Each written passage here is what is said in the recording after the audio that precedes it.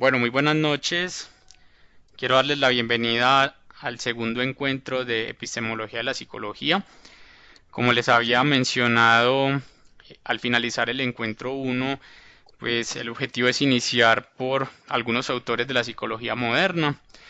Acá tenemos pues algunos: Piaget, Erickson, John B. Watson, Lev Vygotsky y Albert Bandura. Y aquí incluía a Freud también, que pues digamos no está acá en la foto, pero también vamos a hablar un poco del pensamiento freudiano. Buenas noches, Carlos, y a todos los estudiantes que se están en ese momento integrando a la clase.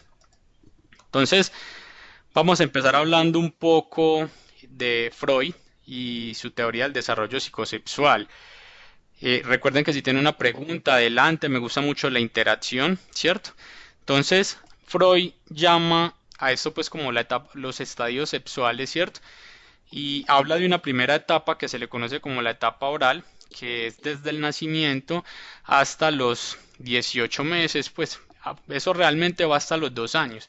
Lo que pasa es que aquí, pues, usted cuando busca en diferentes fuentes, pues a algunos le aparece que hasta los 2 y otros que los 18, pero realmente esta etapa oral va desde el nacimiento hasta los 2 años. El foco libidinal del placer durante esta etapa es la boca, ¿cierto?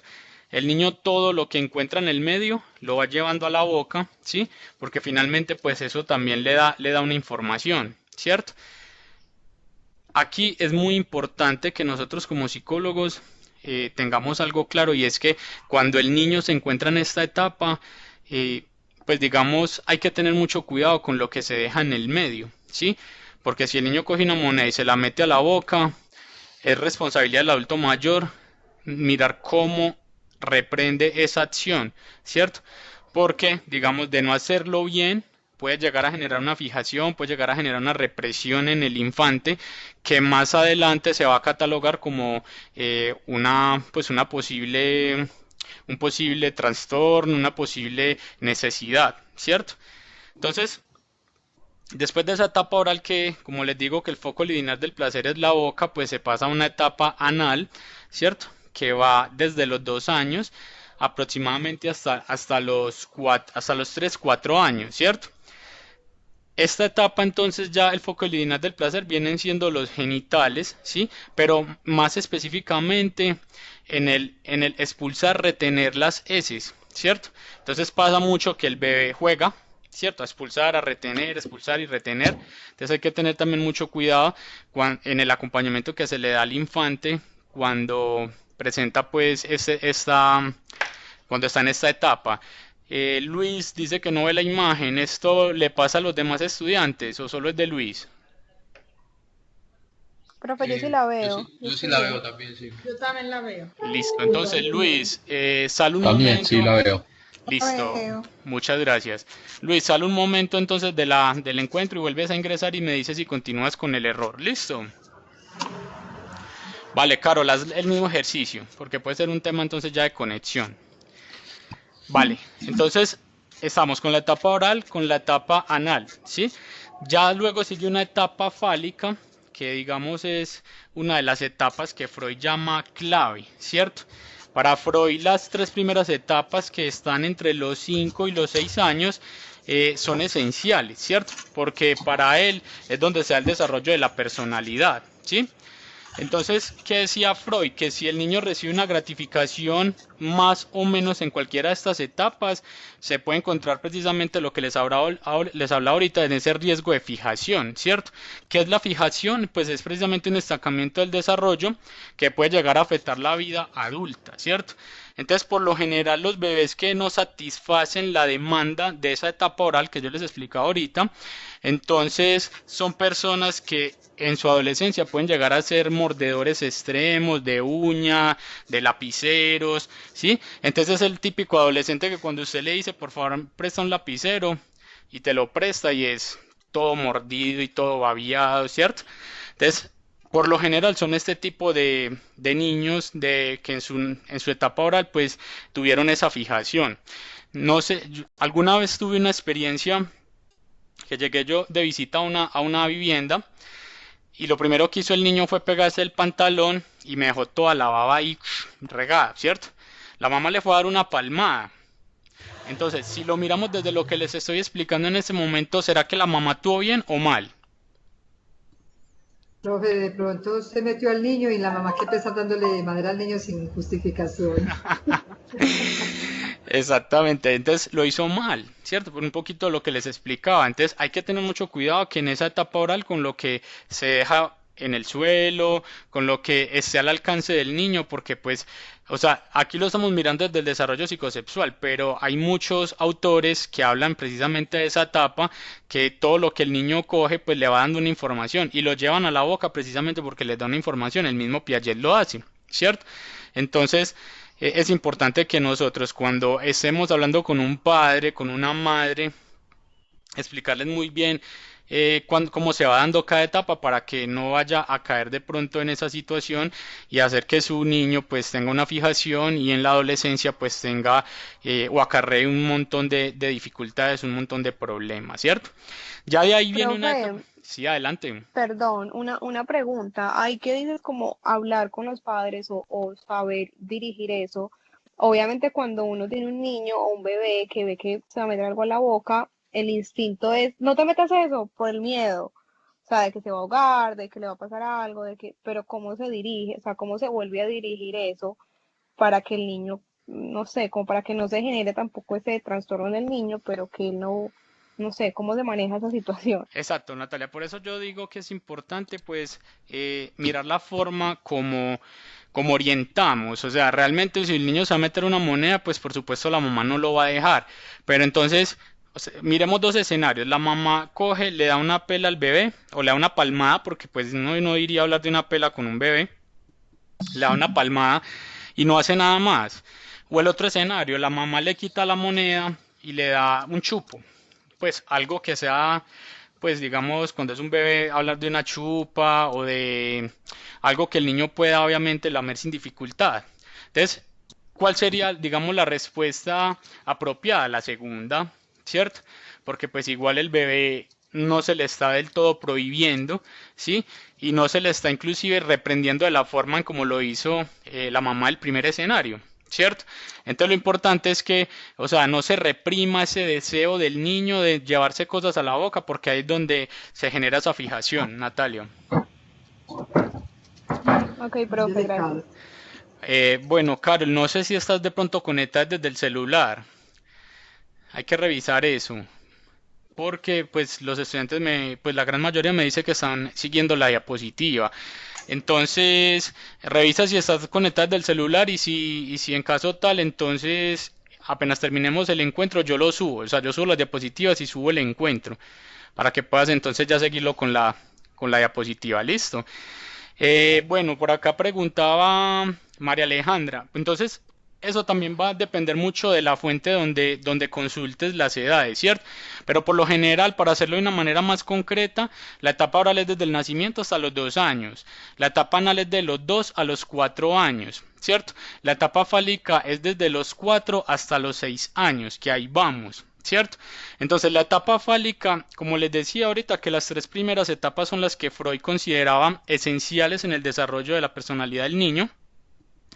Y en esta etapa fálica, digamos que pues él la considera vital porque acá los niños comienzan a descubrir pues las diferencias físicas, ¿cierto? Entre un hombre y una mujer. Entonces acá los niños empiezan a desarrollar un deseo sexual por su madre, ¿cierto?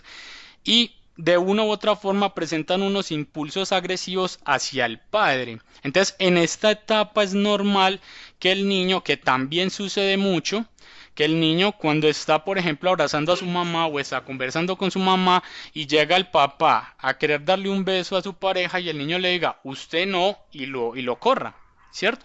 O lo empuje o genere un acto que el papá puede considerar es agresivo, ¿cierto? Entonces, acá también es una forma o es una responsabilidad de nosotros como psicólogos hacer una orientación respecto, ¿cierto?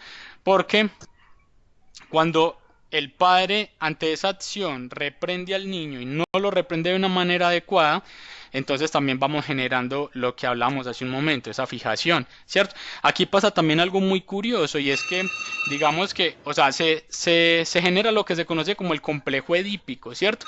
En el niño el complejo edípico, en la niña el complejo de Electra, ¿sí? Entonces, acá de una u otra forma el niño pues comienza a resolver de cierto modo una ansiedad, unos sentimientos, ¿sí? Mediante la identificación de ese progenitor. Entonces va sintiendo una envidia de lo que es el pene como tal, ¿cierto?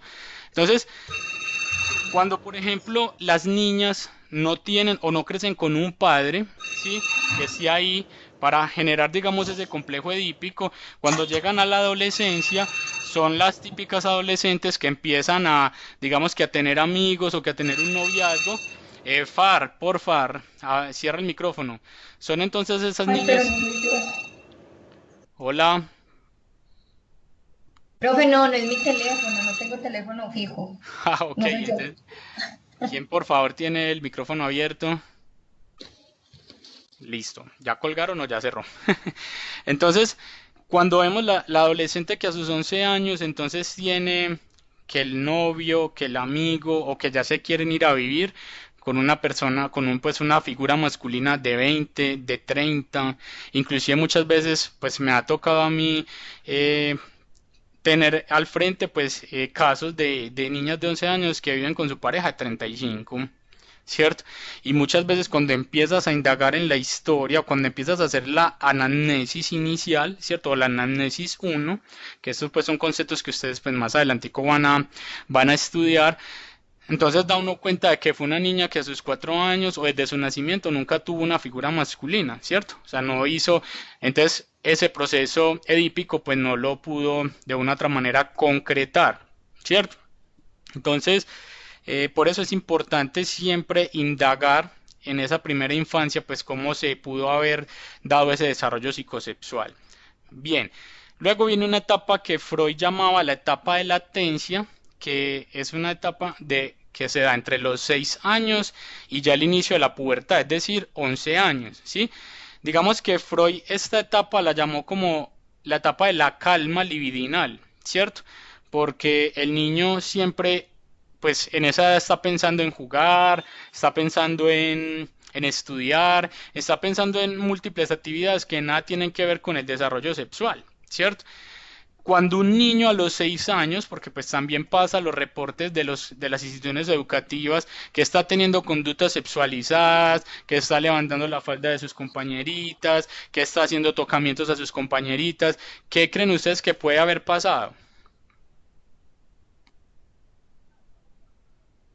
Falta de madre. No se cumplió la Pues etapa fálica, ¿no?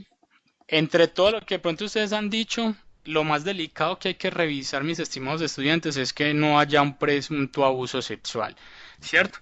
Ok. Precisamente por eso, porque si el niño a los 6 años, de acuerdo a la etapa freudiana, tiene que estar en ese periodo de calma, no es normal que la institución educativa nos haga un reporte de que el niño está teniendo este tipo de conductas, ¿cierto?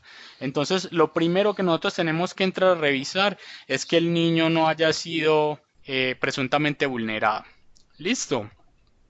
Y ya Profe, luego, y no se puede, perdón, no se tranquilo. puede manifestar el caso contrario. O sea, si de igual forma hay un- como un presunto abuso o una hipótesis de abuso, no, el niño no puede ser antes como más introvertido, Claro, más... es que se puede dar en dos escenarios, Natalia, ¿cierto? De hecho, en lo que estás reportando es lo más común, ¿cierto? Que es el Ujú. niño callado, es el niño introvertido, es el niño que no participa, es el niño que se irrita, es el niño que se ve ansioso, ¿cierto? Se ve intranquilo, pues por lo general esos son los síntomas, ¿sí? Pero la otra cara de la moneda también nos puede estar enseñando un niño que entonces aprende a hacer cosas que a su edad no debería de hacer, ¿cierto? Y es que cuando yo menciono abuso, no es solamente el tocamiento, no es solamente, pues, que también los hay. O sea, uno diría, eso es escabroso, uno decir que un niño a una edad pues tan menor pues haya sido de pronto penetrado, una cosa, también hay casos. ¿Cierto? Entonces, cuando el niño o la niña está expuesta a una situación de estas a sus 6 años, 7, 8, pues eso es lo que quiere replicar, ¿cierto? Entonces, encontramos los dos escenarios, ¿cierto? El niño o la niña que es callada, que es tímida, que es introvertida, que es inquieta, que es irritable, pero encontramos el niño o la niña que también empieza a generar unas conductas sexualizadas, que es como nosotros los llamamos, y que tienen que ser foco de atención, ¿cierto? Entonces, como les decía, el abuso no es solamente el tocamiento o la penetración, el abuso es que, por ejemplo, el niño vea. Exactamente, Diana, que el niño esté expuesto a pornografía, que el niño esté o de pronto accidentalmente vea a su mamá y a su papá teniendo relaciones sexuales, ¿cierto? Que eso también es un motivo de amonestación, ¿cierto? Porque eso también se cataloga como un abuso. ¿Cierto? Entonces hay que tener muchísimo cuidado con todo este tipo de situaciones, que el niño de pronto no vea un contenido como el que presentan en las cadenas nacionales de nuestro estimado país después de las 8 de la noche, ¿cierto? Que todo es violencia, que todo tiene que ver con la sexualidad, ¿sí? Que el niño no tenga acceso de pronto a una red social donde haya este tipo de contenidos, que el niño de pronto no lo presencie en sus padres o en sus cuidadores. Entonces, todo eso es lo que tendría el psicólogo que indagar cuando presenta ante el departamento de orientación una situación como estas. Estamos hasta acá, mis estimados. Sí, profesor. Sí, profe, perfecto. Listo, Está muy adelante. interesante. Perfecto. Ya cuando llegamos a esa etapa genital, entonces, pues el foco libidinal o el foco del placer, pues precisamente vuelve a ser los genitales, pero ya desde la vivencia de la sexualidad, ¿cierto? Porque ya el adolescente, pues, va adquiriendo una conciencia y se va definiendo, ¿cierto? Digamos que ese yo o ese self, pues ya va adquiriendo una identidad, que ya vamos a hablar un poco de eso, ¿cierto? Entonces, Freud propuso tres instancias hipotéticas de la personalidad. ¿Quién conoce esas tres instancias? ¿O las ha escuchado? Eso se El refiere yo, a... el El ego yo, el super yo Ajá. y el y ello. el ello. Estamos más preparados que un yogur, ¿cierto? Entonces, lo que es el yo y el ello se desarrollan al inicio de la vida, ¿cierto? Es decir, cuando el bebé nace, pues de una u otra manera están gobernados por el yo, ¿cierto? Y también están gobernados por el ello, ¿cierto? Entonces, ¿qué es el ello? Pues es la de esas pulsiones instintivas, ¿cierto? Que es De inconscientes, autoconservación. exacto, y que va buscando una gratificación inmediata bajo un principio que es el principio de ¿qué? De placer, ¿cierto? Entonces, un ejemplo, cuando hay una demora, por ejemplo, en la gratificación del bebé, ¿sí? Cuando pide el biberón, ¿cierto? Entonces, ¿qué empieza a pasar con el bebé? Cuando él, por ejemplo, pues está obviamente a través del llanto, a través de, ¿cierto? De su inquietud, empieza a demostrar que, pues, que tiene hambre y no recibe con inmediatez esa gratificación que empieza a suceder. Llora más, un estrés, mm, Exactamente. Entonces, se queja. listo, entonces ese digamos que sería como el punto negativo, ¿cierto? El niño llora más duro, empieza a ser más pataleta, pues ya de una u otras cosas empieza a generar un montón de acciones para que la mamá diga, sí, ya sé que tienes hambre, ya voy, ¿cierto? Pero también hay digamos, un concepto positivo y que Freud manifestaba que se tenía que dar, ¿cierto? ¿Por qué creen ustedes? Que se tenía que dar el dejar que el niño haga esa pataleta, dejar que el niño llore, dejar que el niño sienta esa necesidad. ¿Por qué será necesario según la etapa freudiana? ¿Qué creen ustedes? Yo considero que es para que de alguna manera evolucione el nivel de pensamiento para que pueda solucionar de una manera diferente, más racional. Perfecto, Beto. ¿Alguien más quiere un concepto ahí? Para su desarrollo, profe, es que el niño pues tiene que gritar y patalear porque es de la única manera que se va a desarrollar, mostrando su desarrollo, ¿no? Bien, Clara. Yo, Clara, Profe, Clara yo es siento única. que es como para que no sean tan consentidos y tan mimados, entonces, eh, pues las personas como madres y padres permiten eso para que aprendan que no siempre en la vida van a tener todo lo que quieren. yo creo que son como Exactamente. las exigencias del medio para que se acostumbre a ellas. Perfecto. O sea, todo lo que ustedes están diciendo, pues lo vamos obviamente organizando en un concepto y es que cuando el bebé tiene esa situación, pues va a empezar a verse como separado del mundo exterior, ¿cierto? Entonces, cuando él se empieza a ver separado del mundo exterior, pues va sintiendo una necesidad, va sintiendo una ansiedad, pues que también va constituyendo, digamos, de cierto modo, esa independencia. ¿cierto? Entonces por eso no se le puede enseñar al niño, así sea desde estas etapas, que lloró, pum, el biberón ahí mismo. Lloró lo que el niño pidió, que es un error que cometen mucho, que cometemos como padres de familia, ¿cierto? Haz que el bebé está llorando, entonces la chupa para que deje de llorar inmediatamente. Haz que el bebé está llorando, entonces el tetero, ¿cierto? Nada, el bebé hay que dejar que sienta esa necesidad precisamente para que empiece, para que sienta esa ansiedad, ¿cierto? Para que también empiece de cierto modo a trabajar en esa independencia, ¿cierto? En esa separación Profe, con su progenitora. profe, Hola. en estas etapas se inicia también a desarrollar algo de la manipulación. Sí, claro. Ok, Listo. Sí, ¿y exactamente.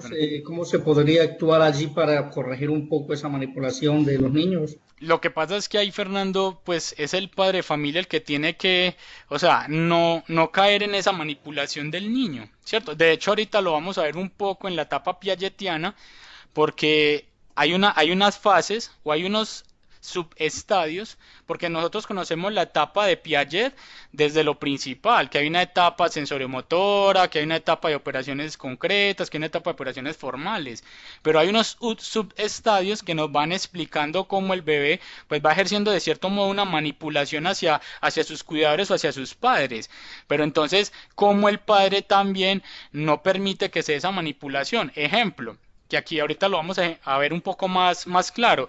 Cuando el niño tira la chupa y la mamá lo recoge, ¿cierto? ¿Qué hace el bebé? Vuelve y Vuelve y la la tira. tira. Vuelve y la tira. Entonces, ¿por qué? Porque sabe que allá va a correr la mamá a recogérsela. Ajá, Va- y La porque ya, manipula, la Porque exactamente, manipula. él porque está en ya un le proceso parece de ensayo gracioso. error. Exactamente, ensayo error, y ya le parece gracioso, ya le gusta, ¿cierto? Entonces ya el mismo bebé también va sintiendo pues como esa maldad, como que yo tiro, mamá recoge, yo tiro, mamá recoge, yo tiro, mamá recoge, ¿cierto?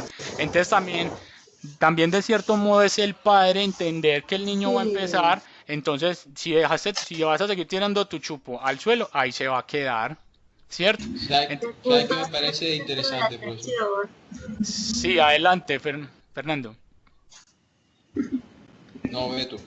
Beto, adelante. Que me parece interesante que así como es para el niño una etapa, por decir así, de entrenamiento, pues se está entrenando a aprender a percibir la realidad de una manera distinta, que no todo es por llanto. Así también los padres están en una etapa de entrenamiento, pues Es, aprender a soltar, pues a terminar de aprender, pues porque ellos también fueron niños cuando chicos. exactamente, así es, Beto. Muy bien, entonces decimos que el yo y el ello pues se dan en el momento del nacimiento, ¿cierto? ¿A qué edad se da el super yo?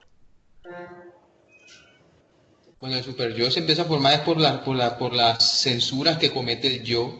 Y teniendo en cuenta lo que usted escribió ahorita, yo diría que como desde los 7. Ok, perfecto, Beto. Me encanta cuando ustedes se arriesgan porque esa es la idea, ¿cierto?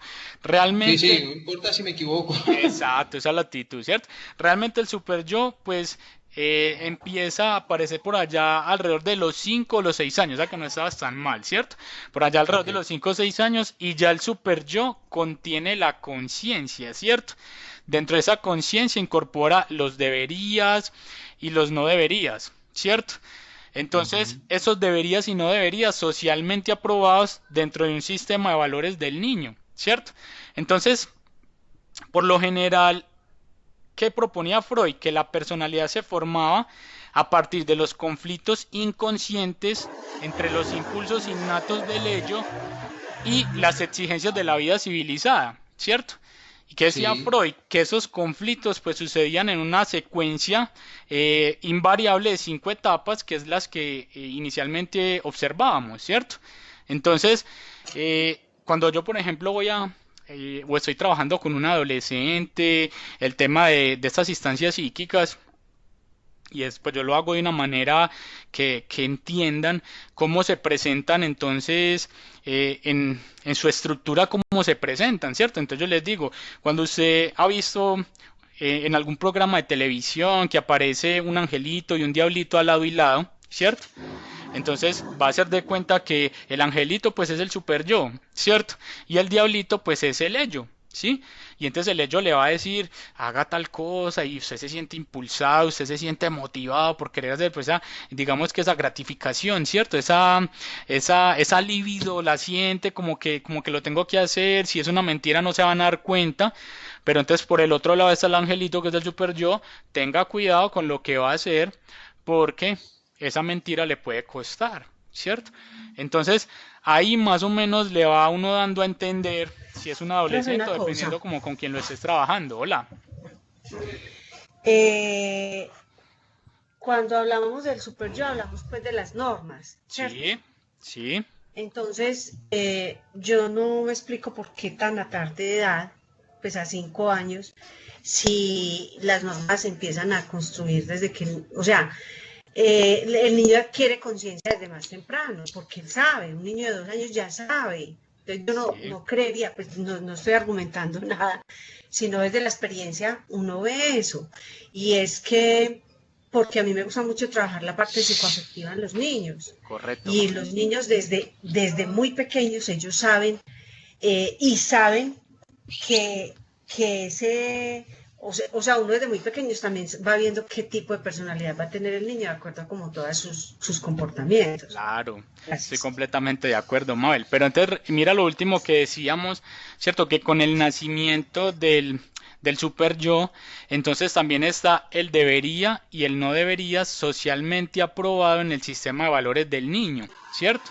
Entonces, al decir que nace el debería y no deberías, porque es que los niños desde que nacen hasta los 5 años, pues ellos, por eso es que muchas veces es tan difícil que se instaure la norma, ¿cierto? Porque el niño riega todos los juguetes, busque pues las estrategias para que lo recoja, ¿cierto?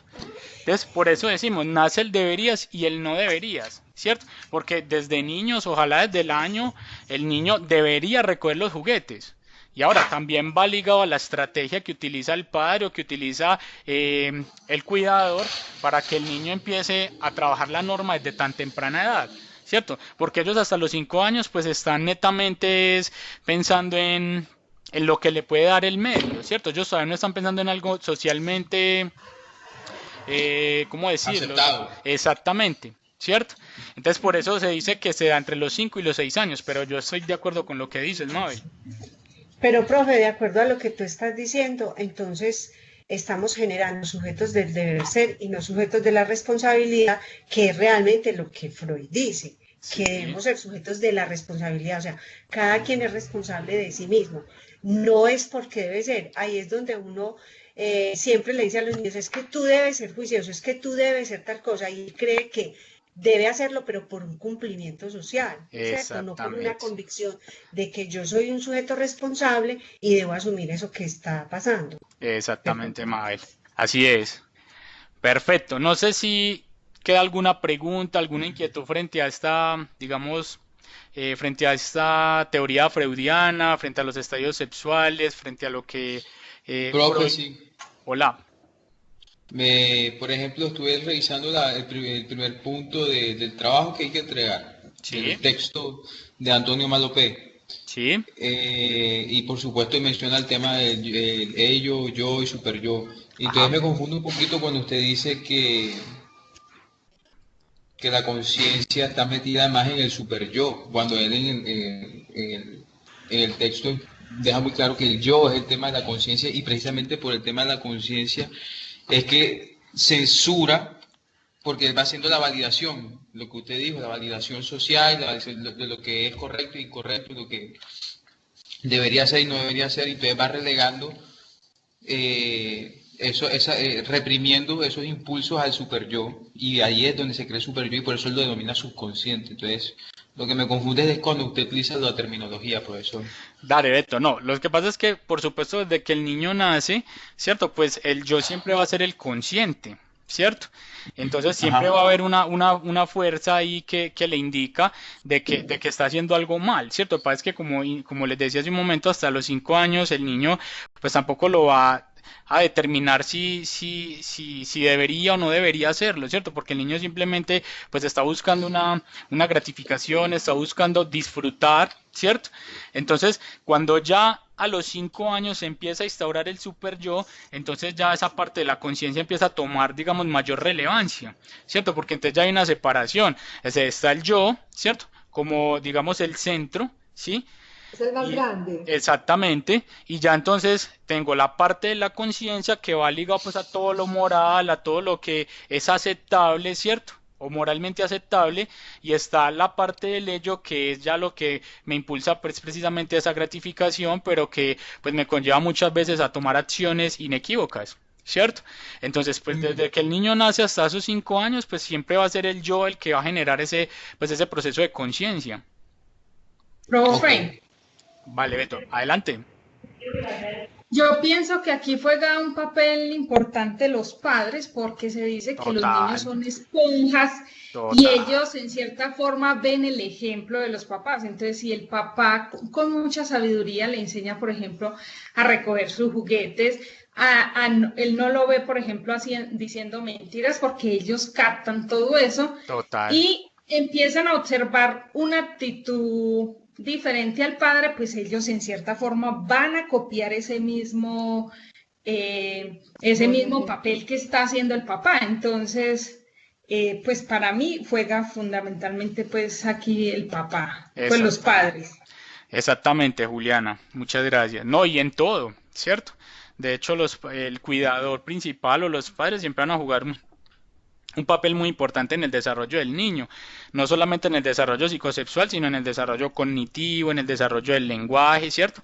Aunque digamos que pues del desarrollo del lenguaje hay muchas teorías, que algunas, por ejemplo, dicen que ni la escuela ni los padres juegan un papel importante en el desarrollo del lenguaje en el niño, ¿cierto? Por ejemplo, los innatistas consideran que todos nacemos con un dispositivo que nos permite adquirir el lenguaje casi que eh, Inercia. por inercia, ¿cierto? Mientras que los ambientalistas, perdón, los interaccionistas como Jerome Brunner, como Vygotsky, que ahorita vamos a hablar un poco de él, consideran el ambiente importante para adquirir el lenguaje y para adquirir las capacidades cognitivas, ¿cierto? Entonces ahí vemos una polaridad, ¿cierto? Cuando por ejemplo vemos autores como Chomsky, que es innatista, ellos inclusive siempre van a hacer referencia a que ni la escuela ni el cuidador juega un papel importante en el desarrollo del lenguaje.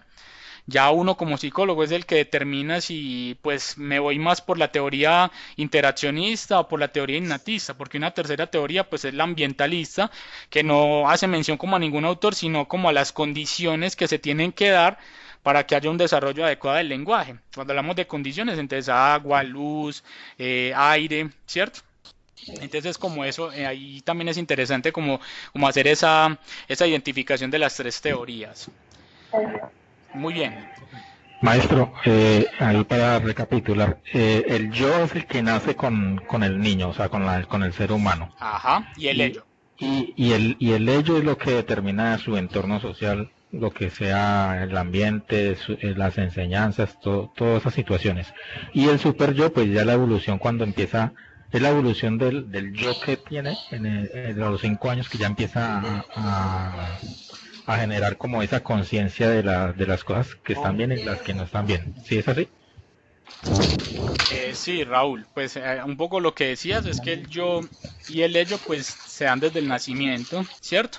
Como Sí. hablamos hace un momento, pues el yo en ese momento pues hace la parte de conciencia, ¿cierto? Y el ello pues es como el que impulsa pues hacer ciertas actividades que digamos que no están bien, ¿cierto? Entonces que no están bien es que, por ejemplo, el niño sabe que a la mamá no le gusta que, por ejemplo, riegue los juguetes y el niño lo hace, ¿cierto? Porque sabe que la mamá pues le va a regañar, ¿cierto?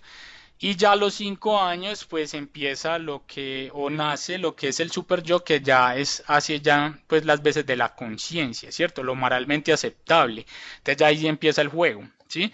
Entonces lo que no es aceptable, que eso es lo que impulsa el ello, y lo que es aceptable, que eso es lo que impulsa el super yo, que ya digamos, ya toma lo que es la voz de la conciencia como tal.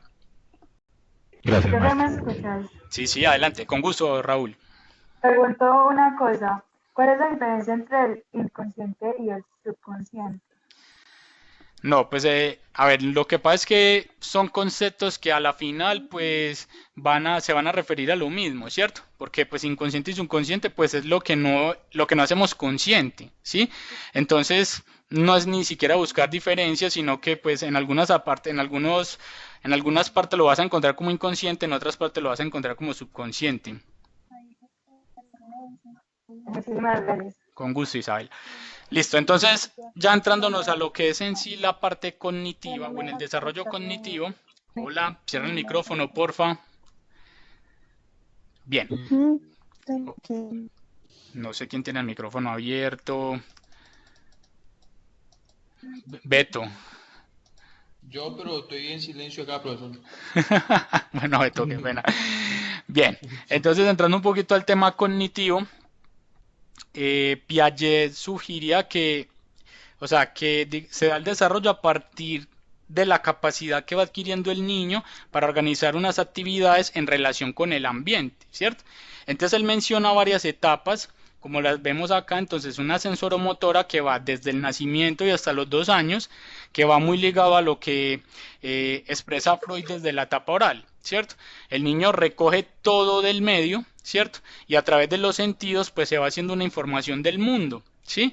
Entonces es común que el niño recoja todo lo que se encuentra a su alcance para llevarlo a la boca, ¿cierto? Para cogerlo, manipularlo, porque precisamente pues todo eso le va dando una información, ¿cierto? Por ejemplo, cuando el niño lo coge, entonces ya le va dando una información de cuánto pesa, ¿cierto? De cómo cogerlo. Cuando el niño lo lleva a la boca, pues también le va dando otra información diferente, ¿cierto? Entonces, esa etapa sensoromotora es precisamente el conocimiento del niño que empieza a adaptarse al mundo, ¿sí?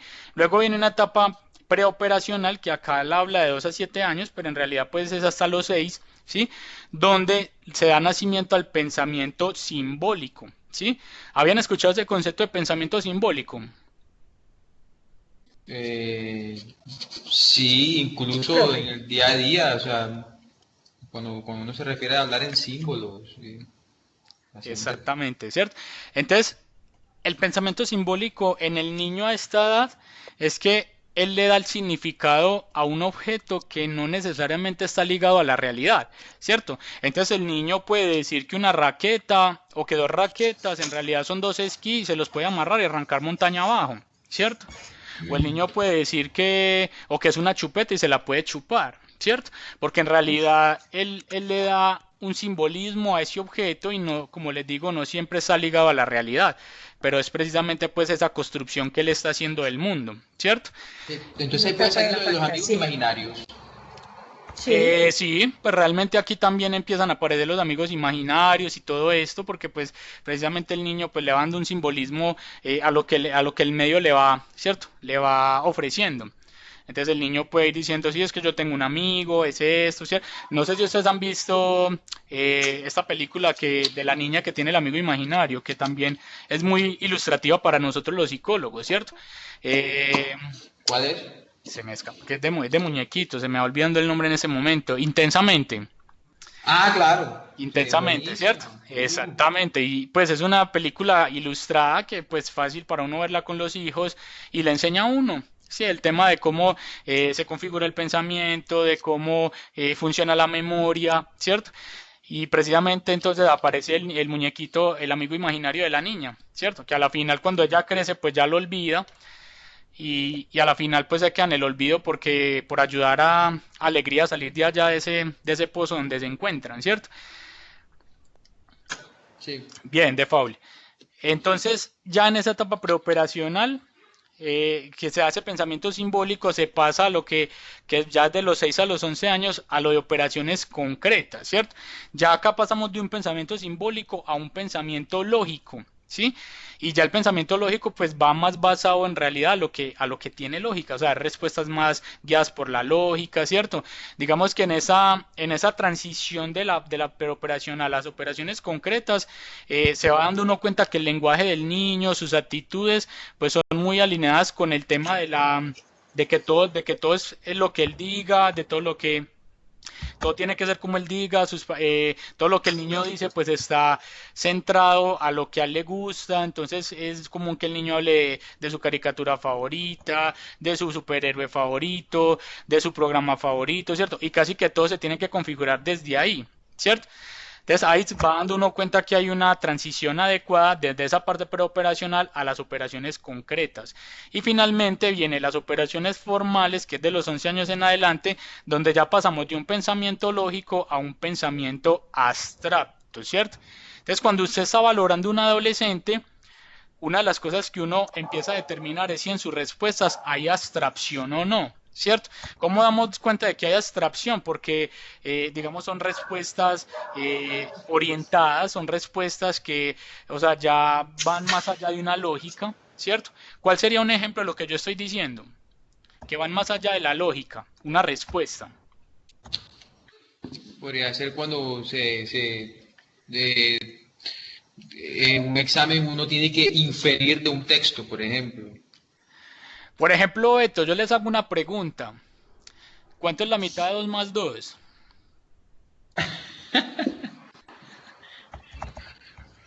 Dos. Pero no haga para allá la operación, Beto. No, ya dije 2 y no son 2 y mire y escuche que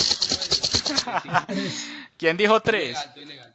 Yo, Fernando. José. Bueno, José dice que es 3. ¿Quién está de acuerdo con José? La mitad de 2 más 2, oiga, hay 2. Desde Entonces, el punto de vista que se mire. José, ¿usted qué dice? ¿Mandamos a Clara y a Beto otra vez para bachillerato o qué? Por No, favor, sí. escolar si es necesario. Profe, la mitad de 2 más 2 es más. No, Haciendo más. nada, Luis. Vaina. ¿Quién más quiere hacer el ejercicio antes de pasar? Porque el único que me dio la respuesta correcta fue José. José, ¿por qué? Porque la mitad de 2 es 1 más 2, 3. Excelente. Entonces devolvemos el resto para bachillerato, José. ¿Usted qué dice? Para atrás de una vez. Entonces, mis estimados, ahí es donde uno empieza a identificar abstracción. No con eso estoy diciendo que ustedes no manejen el pensamiento abstracto, ¿cierto? Es como cuando usted presenta... Está más de uno timbrado ahí, profesor. Profe, es como cuando el niño habla con coherencia. Exacto, pues y que va más allá, o sea, el niño por ejemplo cuando da una respuesta lógica, pues es una respuesta, digamos, usted le dice, bueno, ¿tú con quién vives?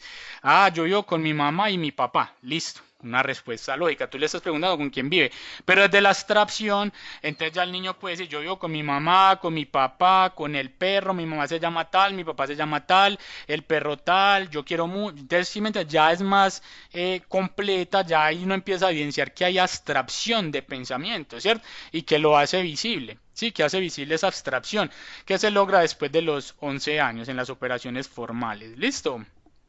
Lo mismo, cuando usted va y presenta, por ejemplo, un examen de admisión, sea para, por ejemplo, un cargo laboral, o sea para, digamos, un estudio superior, ahí por lo general son preguntas que requieren precisamente esa abstracción. ¿Listo? Entonces, eso es lo que normalmente se conoce por encima de la teoría piagetiana.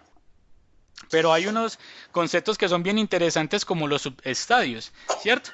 Entonces, por ejemplo, Piaget decía que el primer subestadio, esos subestadios se dan en la etapa sensoriomotora o en el estadio sensoriomotor que hablamos, que es del nacimiento hasta los 2 años. Entonces, Piaget decía que el primer subestadio que se da cuando el bebé nace es el ejercicio de los reflejos, ¿cierto? Que se da desde que el niño nace hasta el primer mes. Entonces él decía que los bebés pues comienzan a ejercer unos reflejos innatos y que van adquiriendo cierto control sobre ellos, como por ejemplo ¿cuál? Cuando uno dice que el bebé le sonrió, Puede realmente ser, son reflejos. sí, La succión. la succión, ¿cierto? Entonces en esta etapa el bebé todavía no coordina pues la información que es proveniente de sus sentidos. Entonces, por ejemplo, el bebé comienza a chupetear, ¿cierto? Cuando es colocado en el pecho de la madre, como acaban de decir, ¿cierto? La succión, ¿sí? Entonces, digamos que ese lo llama Piaget como el ejercicio de los reflejos. Listo. El segundo subestadio, entonces él lo dice como las primeras adaptaciones adquiridas y las reacciones circulares primarias. Por lo general este subestadio se da entre el primer mes y el cuarto mes. Entonces aquí es donde los bebés empiezan a repetir conductas agradables. Ahorita colocamos un ejemplo, que ¿cuál era? Ahorita colocamos un ejemplo. Ahora, en esas primeras, entonces el niño empieza a repetir conductas agradables, pero más como la de, por ejemplo, chuparse el dedo, ¿cierto? ¿Qué otra es el bebé a esa edad que le genera agrado y que la quiere repetir? Estamos despistados. ¿Y qué pasó? ¿Cuál? Tirar cosas al suelo. Tirar la chupa para que la recojan 20 veces. No, ahí todavía no, ¿cierto? Exactamente. Hay, por ejemplo, chuparse el dedo. ¿Qué más empieza a hacer el bebé a los 4 meses? Agarrar. Agarrar, pues, ¿cierto? agarrarse. Entonces, tocar. exacto. Otra Jalar cosa. el pelo. El tema de jalar el pelo, pero a otra que le genera mucho interés es que cuando él mueve, por ejemplo, el cascabel, ¿cierto? Los sonidos. Exactamente, los sonidos, porque entonces ya eso le va generando un placer, ¿cierto? Porque aquí ya el niño empieza, entonces de una u otra manera a organizar, pues ya empieza a organizar el tema sensorial, ¿cierto? Ya empieza a coordinar la información sensorial. Entonces, cuando el niño escucha el golpeteo del sonajero, pues es una acción que va a tender a repetir. Entonces, por eso hablamos de primeras adaptaciones adquiridas y reacciones circulares primarias. Entonces, el tema de mover el sonajero, el tema de chuparse el dedo, de alar el pelo, todo lo que ustedes pues han ahí ya manifestado. Hola. El hecho de empuñar cuando muchas veces se le da el dedo al niño que lo agarra, ¿no es más bien un ejercicio de reflejo? Sí, pero entonces ya, o sea, el hecho de agarrar, ¿cierto? Ya va adquiriendo cierta destreza, porque el niño desde el nacimiento, el niño no va a tener la capacidad, por decir, de agarrar y sostener el objeto, ¿cierto? Y como todavía no recibe una información sensorial, pues el niño solamente empuña, ya está, ¿cierto? Mientras que cuando ya recibe o ya coordina una información sensorial, pues ya le están mandando una información que para él es agradable, ¿cierto? Y al ser agradable, entonces lo va a querer repetir. ¿Vale? Ok, muchas gracias. Perfecto.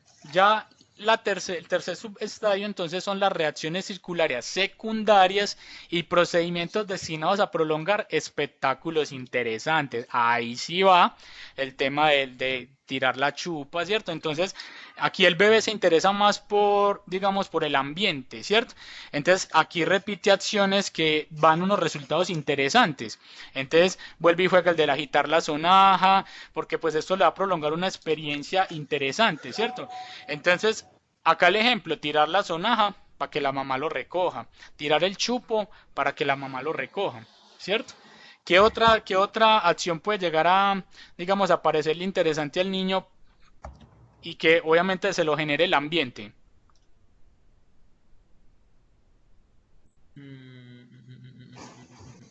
Pues empieza como... ¿A qué?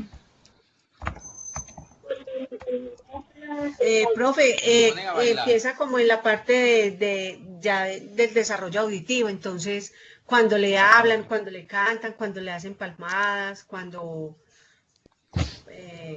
cuando palmean, cuando...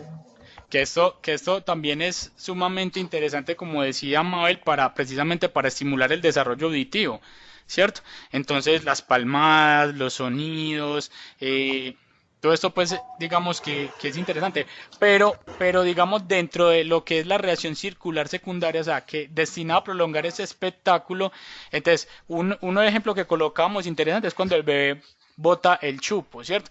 ¿Qué otra cosa puede hacer el niño que a la mamá le da rabia, pero el niño lo hace es precisamente por eso, porque pues está destinado precisamente a prolongar ese espectáculo, ese estado interesante? ¿Qué otra cosa hace? Las pataletas. Llorar, gritar. Pataletas, Profe, porque es que uno siempre se pregunta, pues los adultos nos preguntamos, a este niño ¿quién le enseñó a ser así? Un niño que de que nace casi que se gritando, grosero, palmoteando, dando puño, dice ¿quién le enseñó? ¿Quién le enseñó a este niño a ser así? El papá. Siempre le echan la No, culpa al papá. en serio, es que uno se queda asombrado. Dice, pero este niño, ¿quién le pudo enseñar tan chiquitico y tan grosero y dando palmadas y gritando? Igualito su papá cuando estaba en esa edad. Profe, Hola. digamos eso que se está hablando ahí ya no tiene que ver con que él empiece a mostrar todo su temperamento también. Claro, porque es que ya ahí se va configurando la personalidad, ¿cierto? Entonces el niño pues también va de una otra manera demostrando, sí, pues digamos esos rasgos de Formando el personalidad, carácter. cómo se va configurando. Listo. Entonces Pero ya, metiéndose cosas a la boca también. sí, pero exactamente, pero el tema de la boca es más desde los ejercicios reflejos, ¿sí? Entonces ya digamos que más allá de metérselo a la boca es meterlo y arrojarlo, meterlo a la boca y arrojarlo, ¿cierto? Ya estando pues en esas reacciones circulares secundarias, porque el hecho de meterlo solo a la boca, ven que uno cuando el bebé está en esos primeros 2 meses, él lo mete a la boca y es el cosito ahí metido, ¿cierto? Pero ya cuando entramos a ese tercer subestadio, ya él va a querer desarrojarlo para que mamá lo recoja, arrojarlo para que mamá lo recoja. ¿Listo? Ya la cuarta dice que es la coordinación de los esquemas secundarios y su aplicación a nuevas situaciones. ¿Cómo podemos entender esa coordinación de esquemas secundarios y aplicación a nuevas situaciones? ¿A qué podemos hacer alusión cuando hablamos de esa coordinación de esquemas? Aplica lo que ya sabe para hacer cosas nuevas. Exacto. Entonces acá el comportamiento del bebé pues ya es más deliberado, ya es más premeditado, es decir, que ya es más intencional, ¿sí? Entonces, a medida que el bebé va coordinando, pues va aprendiendo cómo mirar la sonaja, cómo tirarla, cómo tomarla, ¿cierto? Y esas conductas pues las van utilizando de manera previa para obtener sus metas, para obtener sus logros, ¿cierto? Entonces acá un ejemplo, ¿cuál sería? Que el niño va gateando a través de una habitación para adquirir un juguete, por ejemplo. Y el niño acá pues ya es capaz de anticipar un suceso, ¿cierto? ¿Cómo así que anticipar un suceso? Si se está, por ejemplo, si tira una pelota y se va debajo de un mueble, el niño es capaz de irse gateando hasta el otro lado del mueble porque ya entiende que la pelota pasó, ¿cierto? Antes de ese 8º mes el niño no entiende. Cuando la pelota se le pierde bajo el mueble, él no entiende qué pasó, ¿sí? Pero ya entre esa etapa, en los 8 a 12 meses, ya el niño tira la pelota y puede irse gateando dependiendo porque ya los niños en esta etapa, digamos en este tiempo, a los 10 meses están caminando. Entonces si está gateando es capaz de ir gateando hasta el otro lado a recoger la pelota o si está caminando pues igual. Pero como les digo, eso no se da antes de los 8 meses. El niño puede tirar la pelota y si se le perdió bajo el mueble no sabe qué pasó. ¿Vale? Ya entonces la quinta, la penúltima, se le llama como las reacciones circulares terciarias y el descubrimiento de medios nuevos por experimentación activa. Entonces esta se da pues aproximadamente entre los 12 y 18 meses. Ya pues acá el bebé empieza a mostrar una curiosidad por experimentar, ya varía de manera propositiva sus acciones. Entonces, ¿cuál sería un ejemplo ahí? Con el tema de las sonajas, entonces si él toma una y suena interesante, entonces ya es el bebé que toma 5 y las suena todas porque le genera un estímulo, ¿cierto? Clara. Señor. Ah, bueno, creí que ibas a decir algo.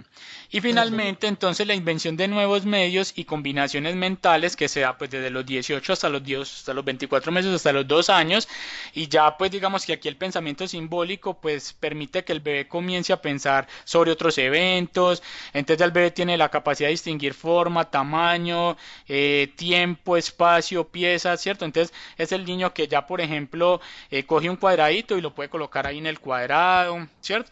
Es el niño que entiende que para coger, por ejemplo, el biberón de encima de la mesa, puede colocar un banquito, subirse y cogerlo, ¿cierto? Por eso dice invención. Ya es capaz de ordenar, exactamente. Entonces, como les digo, mire que aquí nos vamos entrando más allá de lo que ustedes pueden estudiar de la etapa piagetiana, porque siempre vamos a estudiar en lo que hablamos ahorita al principio, etapa sensoromotora, etapa preoperacional, operaciones concretas y operaciones formales, ¿cierto? Dentro de la estadio preoperacional existen unos conceptos que son bien interesantes y que cuando uno solamente los descubre cuando los estudia, porque pues yo creo que aquí la gran mayoría somos padres, pues creo, ¿cierto? No. Bueno, perfecto. Pues llegó la gran mayoría porque Sacerdotes. Ah, bueno, perfecto. Maravilloso. Bueno, los de los sacerdotes todos somos hijos, ¿cierto? Pero entonces, los que tenemos esa experiencia de ser padres de familia y vemos, por ejemplo, estos conceptos y uno dice, ¿qué será eso? Pero cuando uno ya lo estudia y lo ves en tu hijo, eso es una cosa maravillosa, ¿cierto? Por ejemplo, ese concepto de centración, entonces cuando los niños enfocan un aspecto pues digamos de un objeto, sitúan unas partes y otras no, ¿cierto? Entonces cuando por ejemplo el niño vierte un jugo o agua en dos vasos de dimensiones diferentes, entonces el niño empieza a vaciar el vaso y entonces este es más gordito y este es más angostico y como el angostico subió más, entonces el niño va a creer que hay más jugo en el angostico, porque todavía no dimensiona, ¿cierto? Y eso pasa mucho con los niños, no es que yo quiero el que tiene más y a la final es lo mismo, ¿cierto? Es la misma cantidad.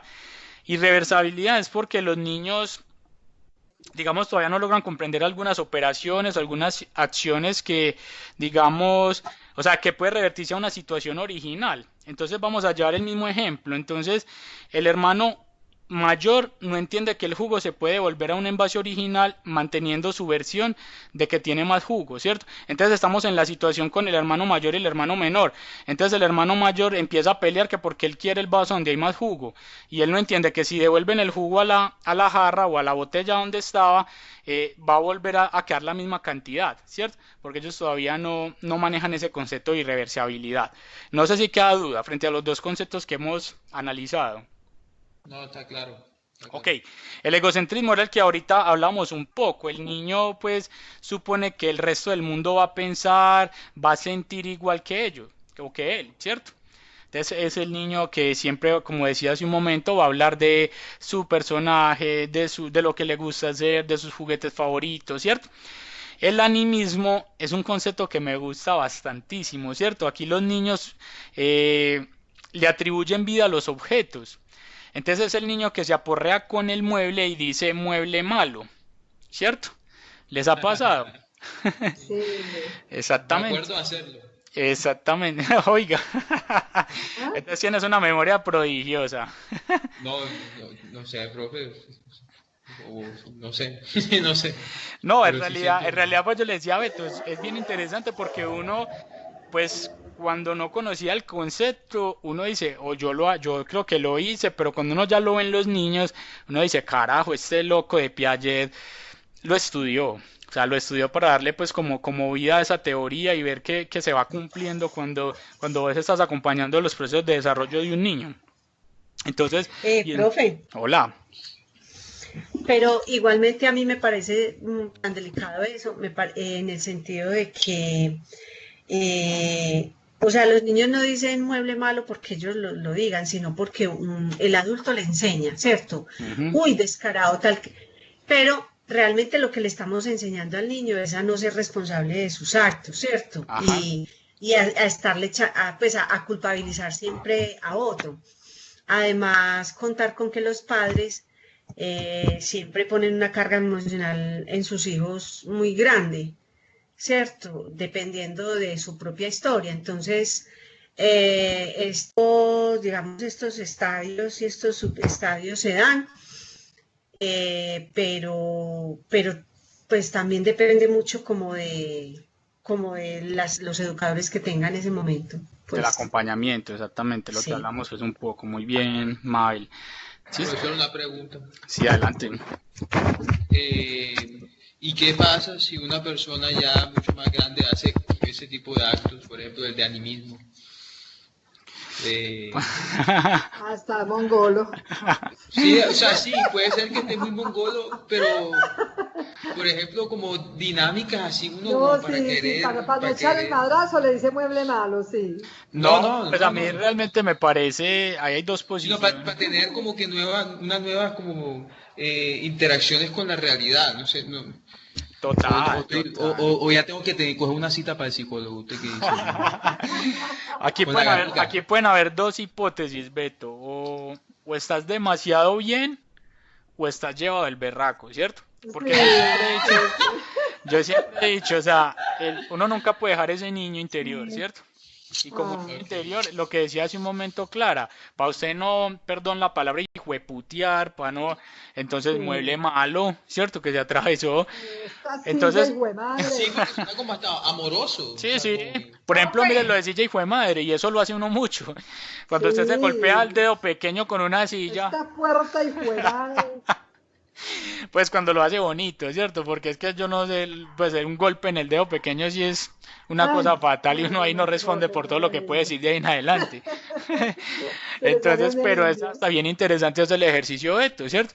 Porque pues así usted no dice groserías y más si estás en un entorno donde hay niños, pues también les enseña de un poco ahí de que, ¿cierto? De que existe ese concepto de animismo. ¿Quién iba a decir Profe, algo? iba a Dale. preguntar algo. En esa etapa, o sea, esa etapa también se puede ver, por ejemplo, cuando los niños están jugando con sus juguetes que le dan vida a esos juguetes a través Claro, de ellos. es animismo. Exactamente, eso es animismo. Cuando el niño entonces le da, por ejemplo, un nombre que a un carrito, ¿cierto? Entonces ya ese es el carrito tal, que hace tal cosa, ¿cierto? Todo eso es animismo. O que creen que los juguetes se mueven solos cuando ellos no están. Toy Story. Yo le digo una cosa, Natalia, Sí. ustedes van a decir, entonces si Beto está llevado, el psicólogo, el docente está peor, porque yo me pongo a ver Toy Story, yo como que me quedo yo, fue madre, donde eso fuera verdad, donde esos berracos juguetes Yo me fueran así. acuerdo, yo cuando era pequeña, yo recuerdo que yo hacía eso. Yo me iba de mi cuarto, pero medio me asomaba para ver si los juguetes estaban moviéndose. La Barbie O sea, tiene es- fama que se mueve solita. Entonces donde uno dice, caramba, donde eso sea verdad, donde estos berracos juguetes pudiesen hablar entre ellos, ¿sí me entienden? Donde entendieran pues el medio en el que se encuentran, entonces eso es una cosa loquísima, lo que hacen Esas historias le hechizan a uno. lo que hace la televisión con uno, lo que hacen los medios, ¿cierto? Pero excelente. Hola. Por ejemplo, a mí me pasa algo. Yo he estado estudiando los códigos andinos de unos chamanes que hay, los últimos incas que hay en el mundo, y ellos dicen de que todo existe. Entonces yo, por ejemplo, le hablo a las plantas y yo veo pues como un contacto que tengo con ellas muy bonito y siento que ellas me oyen. Pues de pronto uno dirá, bueno, estoy loca, no, pero yo en mi ser o en mi esencia siento que me conecto con ellas y cada día las veo más bonitas, se ponen, pues es como si representaran eso que yo les digo con cada día ponerse más bonitas. Genial, genial, eso es algo Bueno, según espectacular. Aristóteles, las plantas tienen alma Alma también. vegetativa, claro. Vegetativo. Exacto. Muy bien. Y ya finalmente entonces encontramos dos conceptos que son sincretismo y yuxtaposición. Digamos que estos dos conceptos pues van más alineados con el razonamiento transductivo, es decir, acá el niño todavía no utiliza el razonamiento deductivo o inductivo, ¿cierto? Entonces aquí ellos saltan de una particularidad a otra y ven causas donde no existen. Entonces si siguiéramos en el ejemplo de los hermanos, entonces digamos que si el hermano mayor se porta mal con el menor y el menor por alguna circunstancia enferma, entonces el niño va a concluir que el que ocasionó que su hermano se enfermara es él, ¿cierto? Entonces, digamos que el concepto de justaponer es seguir una lógica propia, personal y en ocasiones arbitraria, y siempre va a constituir un encadenamiento de juicios que no tienen relación entre sí, ¿cierto? Y el sincretismo pues es un realismo intelectual donde el niño pues dibuja lo que sabe pero no lo que ve, ¿cierto? Entonces, en palabras coloquiales es precisamente ese pensamiento transductivo, ese razonamiento transductivo, porque el niño todavía no maneja pues esa capacidad de deducir o esa capacidad de inducir. ¿Vale? ¿Alguna pregunta? ¿Cuándo se aprendió todo eso? Qué interesante. ¿Sabes qué me pueda pensar, profesor? Me pueda pensar. ¿Qué me pueda pensar? Que sigo siendo un niño por Beto, allá está interior, loco. que... Sí, bueno, sí, mire, pueda pensar como que qué edad uno tiene internamente. O sea, a nivel mental. ¿Qué Excelente, edad Beto. tiene a nivel mental o dependiendo de qué tan estimulante o no tan estimulante haya sido la infancia de uno, cómo esas etapas, esos estadios se presentaban o no se presentaban? Eh, Exactamente, Beto. no sé, ni siquiera sé qué es lo que estoy preguntando, profesor. Pero bueno, No, sigamos. pero chévere, chévere, eso, de eso se trata, ¿cierto? Y a medida que vayamos avanzando, pues vas a ir dando respuesta a eso que me estás preguntando hoy. Profe, y Muy es que es chévere. tenaz cuando uno no quema como todas esas etapas y vive todos esos momentos. Yo tengo una hermana pues que ya está cuchita y ella cuando tenía por ahí sus 50 años, ella por ejemplo no podía ir a una piñata porque quebraban la olla y en vez de tirarse los dos hijitos de ella se tiraba ella en voladora a recoger las cosas. Impresionante, ella se tiró estando en embarazo y nosotros dijimos, no la van a matar, todos son niños encima de ella. Y es que ella no quemó esas etapas, ella no tuvo esa niñez, ella no tuvo esas aventuras y así Katana se tiraba en voladora. No, y es que eso es maravilloso, o sea, es que yo digo una cosa clara y un poco lo que hablamos con Beto, o sea, ese niño no se puede perder, Sí, ¿cierto? sí. Y maravilloso, y hasta donde a ti la salud te lo permita, ojalá, ¿cierto? Yo hace Sí. poco estuve, Wow. el año pasado inclusive, estuve con mis padres en el eje cafetero y esa atracción que para mí era nueva porque pues yo fui al eje cafetero hace muchos años y no sabía que existía ese cráter, esa vaina Ajá, que es ajá. una montaña así súper empinada y Sí, papá es sí. que yo me monto y yo me monto y yo me monto y yo decía, yo Dios mío bendito porque mi papá sufre hipertensión y entonces mientras estábamos montados en esa vaina yo le hablaba, yo me escucha, está bien, entonces yo como que ni lo disfrutaba creyendo que de pronto le daba un paro cardíaco porque yo digo, mientras la salud te lo permita, maravilloso, ¿cierto? Sí, sí, sí. No está mal de foul, ¿cierto? Lo que pasa es No, que nada que ver. también tenemos que entender que esos comportamientos infantiles o como dice usted inconscientes, pues no pueden aparecer en todo momento. Porque dígame, donde usted le aparezca ese comportamiento infantil en una entrevista de trabajo. Entonces que usted, por ejemplo, golpee la mesa del gerente y diga mesa mala. A menos Entonces, que Profe, yo la tengo una pregunta. empresa sea adelante. así como alternativa. Eso que acabas de decir Exacto. con relación a hablar de, por ejemplo, yo tengo un hijo de 10 años y él, así lo corrijamos varias veces, él siempre dice la agua y siempre le decimos, no se dice la agua, se dice el agua.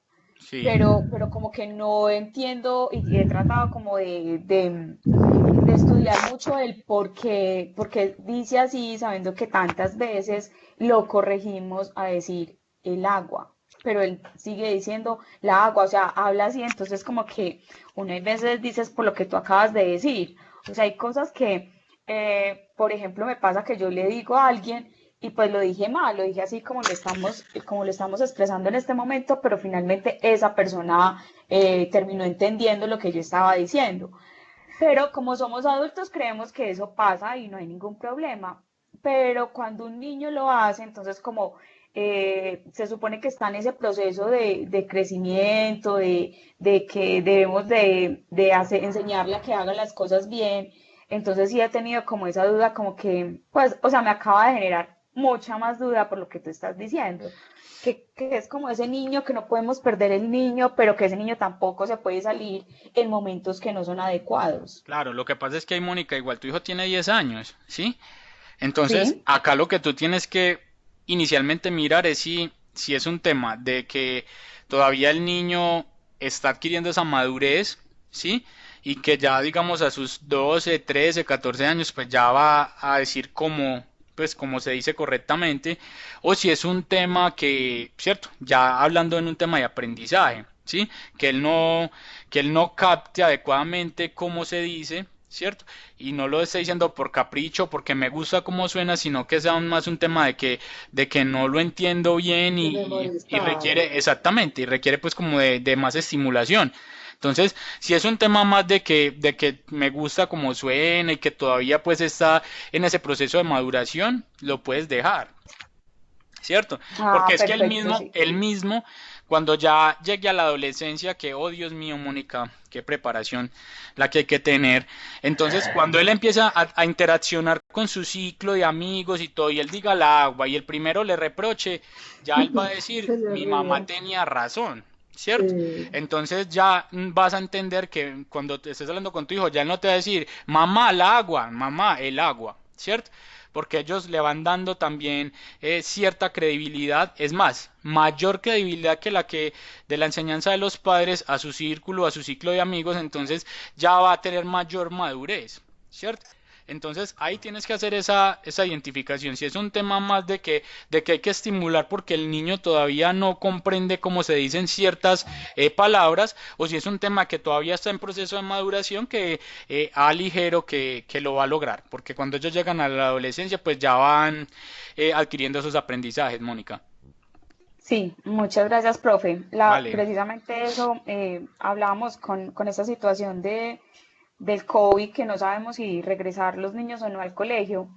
Y la psicóloga del colegio me contó eso, que muchos los seres humanos hacemos las cosas no por la educación que nos dieron, sino por la presión social por la que vivimos. Ah, Entonces ella me sí. decía, o sea, es seguro, y claro, a uno ya le pasa, ya no es, primero nosotros decíamos, hey, no, tiene tapabocas, mínimo, o sea, yo suponía, tiene tapabocas, tiene tuberculosis.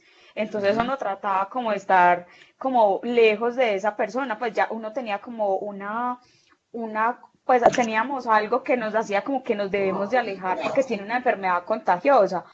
Ahora pues salí a la calle y vi una adolescente Ya los sin niños no pueden tapabocas estudiar y nada. antes todo el mundo la mira porque ya no tiene tapabocas. Entonces sí es entender que más que todo somos educados también bajo la presión social Ajá. en la que vivimos. Y Ah, esa bueno, presión perfecto. social, Mónica, que también lo vamos a estudiar, pues también lo vamos a ver a grandes rasgos acá en el curso de epistemología, que es cuando se da esa constitución del yo y del mí, ¿cierto? Que el yo es lo que soy y no puede modificarse por nada en el mundo, y el mí es la otra parte de mi yo que está influenciado por la sociedad, ¿cierto? Entonces, Sí. ahí es cuando, por ejemplo, el adolescente que tiene una, digamos, una tendencia a la homosexualidad, ahí es cuando dice el temor a salir del closet, ¿cierto? O el temor a querer que la sociedad se dé cuenta porque lo puede satanizar, porque lo pueden rechazar. Entonces ese mí, ¿cierto? Que hace parte del yo, pero está más ligado a todo lo que tiene que ver con la sociedad, ¿cierto? ¿Cómo soy yo para la sociedad? ¿Cómo me presento a la sociedad? Pero hace parte del yo, ¿sí? Que es, digamos, esa identidad o esa crisis de identidad que mencionabas hace un momento. ¿Sí? Entonces, eso lo vamos a estudiar también un poco en un próximo, pues no sé si en el próximo o en dos encuentros adelante, ¿cierto? Todo lo que tiene que ver con el yo y el mí. Listo, Mónica. Listo, profe, muchas gracias. Bien, vamos adelantándonos un poquito para que vamos como alineado con el tiempo que les había propuesto, ya son las 9:13. Entonces, hablando un poco de Erickson, ¿sí? Erickson, pues, es psicoanalista del círculo de Freud, pero Erickson quiso ampliar esa teoría al enfatizar que la sociedad tiene una influencia, ¿cierto?, sobre la personalidad en el desarrollo. Entonces, Erickson es pionero de la perspectiva del ciclo vital, es decir, que al contrario de lo que pensaba Freud, que Freud decía que, digamos, el yo o la personalidad se constituye en esos primeros 5 años de vida, mientras que Erickson decía que el yo es vitalicio, ¿cierto? Entonces, para Erickson, eh, existen unas etapas que contienen lo que es un rasgo positivo y un rasgo negativo, ¿cierto? Que yo les explicaba por allá en el primer encuentro que digamos, la primera etapa es confianza básica versus desconfianza, ¿cierto? Acá la virtud que el bebé desarrolla es la esperanza, ¿cierto? ¿Por qué la esperanza?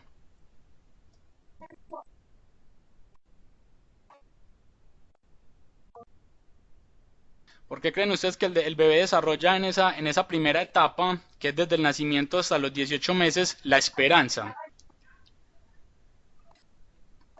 Profe, qué pena, se Porque me está recibe, entrecortando, no sé si a todos. no, no, estoy bien. Vale, vale. Clara, esperemos a ver si sigue el problema, si no haces lo que le pedí ahorita a los estudiantes al inicio, sales un momento y vuelves a ingresar, ¿cierto? Sí. Entonces les decía que que, o sea, Que si porque se bien genera Erickson, con la esperanza.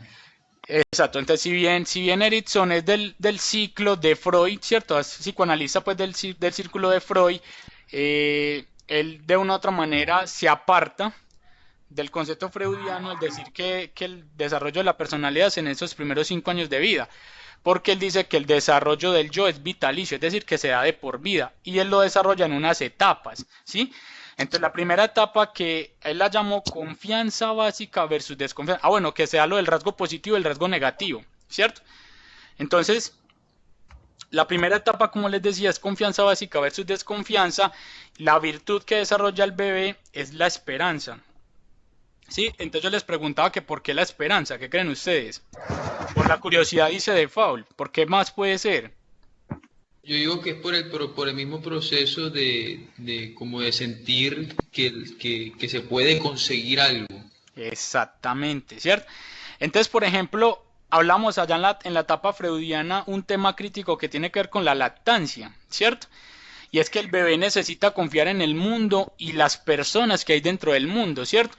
Pero también necesitan aprender algo de desconfianza para protegerse del peligro. Un poco alineado con lo que decíamos de que para Freud era necesario que el niño necesitara sentir ansiedad, ¿cierto? Entonces, el resultado exitoso de cada etapa es el desarrollo precisamente de esa virtud o de esa fortaleza, ¿cierto? Que como les decía, para esa primera es la esperanza, ¿cierto? ¿Por qué? Porque el bebé va necesitando desarrollar un sentido de si el mundo es un lugar bueno y seguro, ¿sí? Por eso se le conoce como esa virtud o esa fortaleza, la esperanza. ¿Queda alguna duda ahí frente a la primera? Hola. No. Yo lo veo, pues lo entiendo así, me dice si estoy equivocada. Es, por ejemplo, cuando el niño se amamanta pues, de su madre y ese es como su primer contacto que tiene con la mamá y eso le genera a él como tranquilidad. Y, por ejemplo, ¿qué pasaría o qué pasa con los niños que no tienen ese contacto directo con su madre, que es con el seno? Exactamente. Entonces, ahí, por ejemplo, en esos dos ejemplos que expone Juliana, por ejemplo, en el primero, entonces, el niño que sería confianza o desconfianza. En el primer ejemplo que pones, confianza, exacto. Mientras que para el segundo sería más el factor negativo que tiene que ver con desconfianza, ¿cierto? Entonces, exactamente así es, Juliana. Listo. La segunda etapa, entonces, Erickson la llamaba autonomía versus vergüenza y duda, ¿cierto? Esta aparece como refiere la diapositiva desde los 12 meses hasta los 3 años, ¿cierto? Entonces, acá digamos que el niño adquiere la fortaleza o la virtud de la voluntad, ¿sí? Porque pues aquí ya el niño va desarrollando un equilibrio entre la independencia contra la vergüenza y la duda. Ejemplo. ¿Cuál sería un ejemplo? Equilibrio. El control del esfínter es muy bien. ¿Cuál más? Coño. Que el niño, por ejemplo... La patera de caminar. Puede ser, ¿cierto? No. Puede ser cuando el niño, pues, pero claro que ya cuando hablamos de esa independencia, exacto, cuando el niño, por ejemplo, quiere hablar de algo y siente que no lo hizo bien, entonces está digamos, esa vergüenza y esa duda, ¿sí? Cuando el niño entonces quiere peinarse solito, vestirse solito, y por ejemplo, cuando la mamá lo ve y está más combinado que que tienen más payaso. Un sancocho. Exactamente, ¿cierto? Ese combinado que no se lo comen ni las hormigas de Amagá. ¿Cuáles son las de Amaga, Clara? Eso es un dicho de las abuelas, profe. Es que no se eso lo sí. comen ni las hormigas de Amagá que comen carbón. Esa no lo conocía, chévere. Eso es de las abuelas. Muy bien, entonces ese es en lo que tiene que ver con autonomía versus vergüenza. La tercera etapa es la llamada como iniciativa versus culpa. Acá la virtud o la fortaleza es el propósito, porque acá pues ya el niño de una u otra forma pues va desarrollando iniciativa de poner a prueba diferentes actividades sin verse abrumado por la culpa, ¿cierto? Entonces, ejemplo. se le ocurren cosas, se le ocurre montarse en el árbol, se le ocurre hacer un castillo en arena en la playa, se le ocurre Exactamente. Entonces ya un aquí no montón de tiene cosas. tanto el tema de la vergüenza ni la duda, ni tampoco algo que le va a generar culpa. Simplemente lo hice y a mí me gusta, ¿cierto? Entonces por eso se desarrolla el propósito. La fortaleza o la virtud es el propósito. Luego viene entonces la etapa de industria versus inferioridad, que dice acá se da a los 6 años, y acá ya el niño pues va adquiriendo una habilidad para aprender de cultura, para enfrentarse a sentimientos de incompetencia. Entonces digamos que acá la virtud o la fortaleza pues es precisamente esa habilidad, ¿cierto? Luego viene identidad versus confusión, que acá habla que es desde la pubertad, es decir, más o menos desde los 11, 12 años hasta la adultez temprana. Acá ya nos saltamos hasta la adultez temprana, ¿cierto? Entonces acá la virtud o la fortaleza es la fidelidad, ¿sí? Porque acá el adolescente pues debe determinar un sentido del self, es decir, del yo que hablábamos ahorita, quién soy, o va a experimentar una confusión de roles, algo muy alineado con lo que les explicaba del yo y del mí, ¿cierto? El adolescente de cierto modo determinar quién es, quién soy, o voy a empezar a experimentar una confusión, que eso sucede mucho, insisto, con aquellos adolescentes que tienen una tendencia a la homosexualidad o con aquellos adolescentes que presentan, digamos, situaciones de consumo y que sus padres no saben, adolescentes que presentan, pues, digamos, condiciones por las que de pronto pueden llegar a sentir vergüenza y entonces ahí empieza esa confusión de roles. Es claro, También podría incluirse ahí el de pertenecer a ciertas subculturas urbanas. también, ¿cierto? Muy bien. Y finalmente entonces están estas tres etapas que ya es la identidad versus, perdón, intimidad versus aislamiento. Aquí la virtud o la fortaleza es el amor, ¿cierto? Entonces acá ya la persona busca comprometerse con otros y de no lograrlo, pues va a poder sufrir un aislamiento, un ensimismamiento, ¿cierto?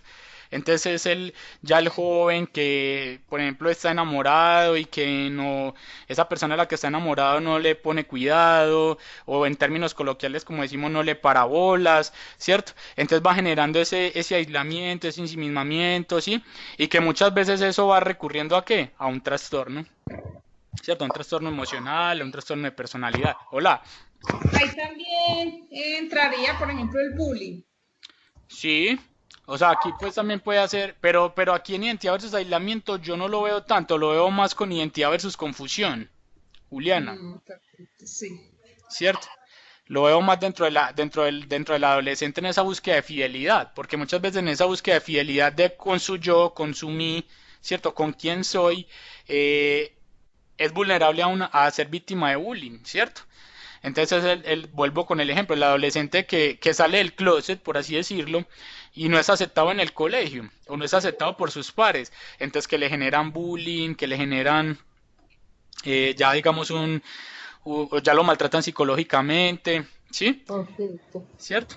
Ya en esta identidad De versus hecho, aislamiento, de hecho, en ese aislamiento también se puede presentar el suicidio, pues, claro, total, total. Es que por eso digo, eso inicialmente pues empieza con un aislamiento, con un ensimismamiento, pero eso puede conllevar a que si perdura en el tiempo, entonces a desencadenar un trastorno, un TLP, ¿cierto? Un trastorno límite de personalidad, un trastorno emocional, ¿sí?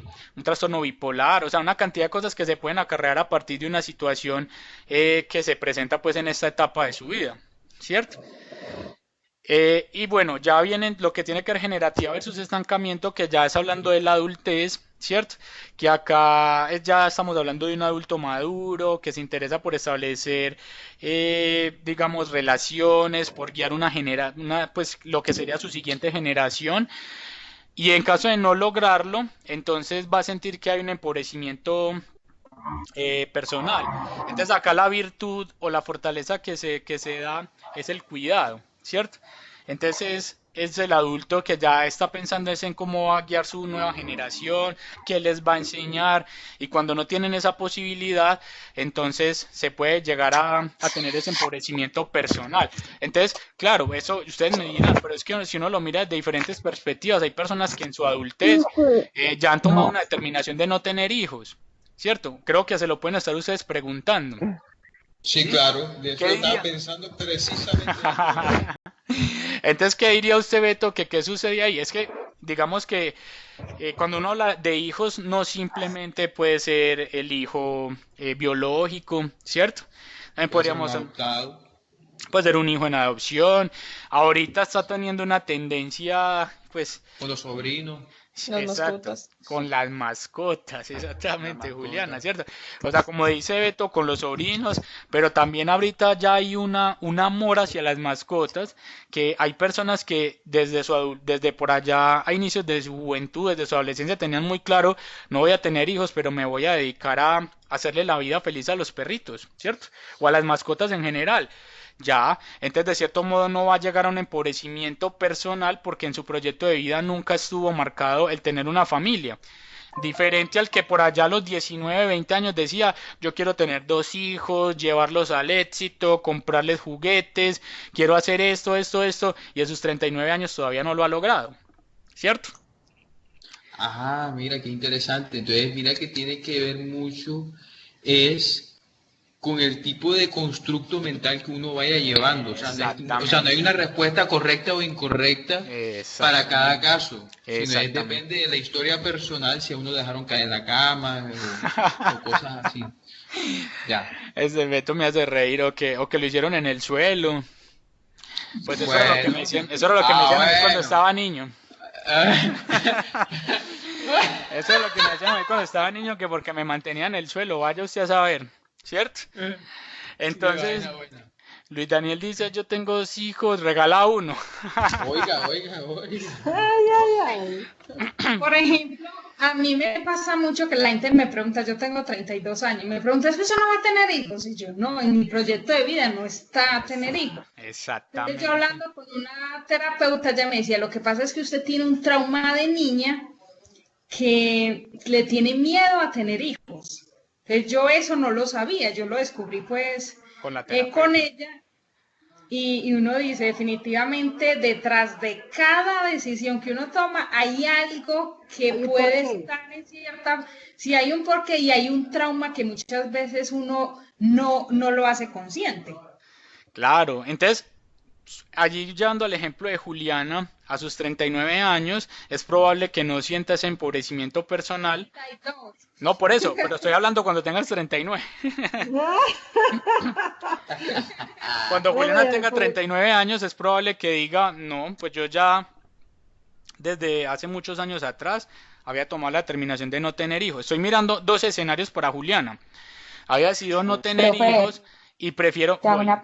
ya te doy la palabra. Entonces, yo desde mucho tiempo atrás había tomado la determinación de no tomar hijos, entonces ese empobrecimiento personal pues no le va a afectar esa virtud, ¿cierto? De cuidado, porque esa virtud de Claro. cuidado pues se va a enfocar más a, por ejemplo, a su cuidado personal, a verse bella, por allá una mujer de 40 años, 45, y al cuidado posiblemente del perrito, de la mascota, del sobrino, porque pasa mucho con las personas que ya por esos 40 años no tienen hijos. No, yo amo mis sobrinos, ¿cierto?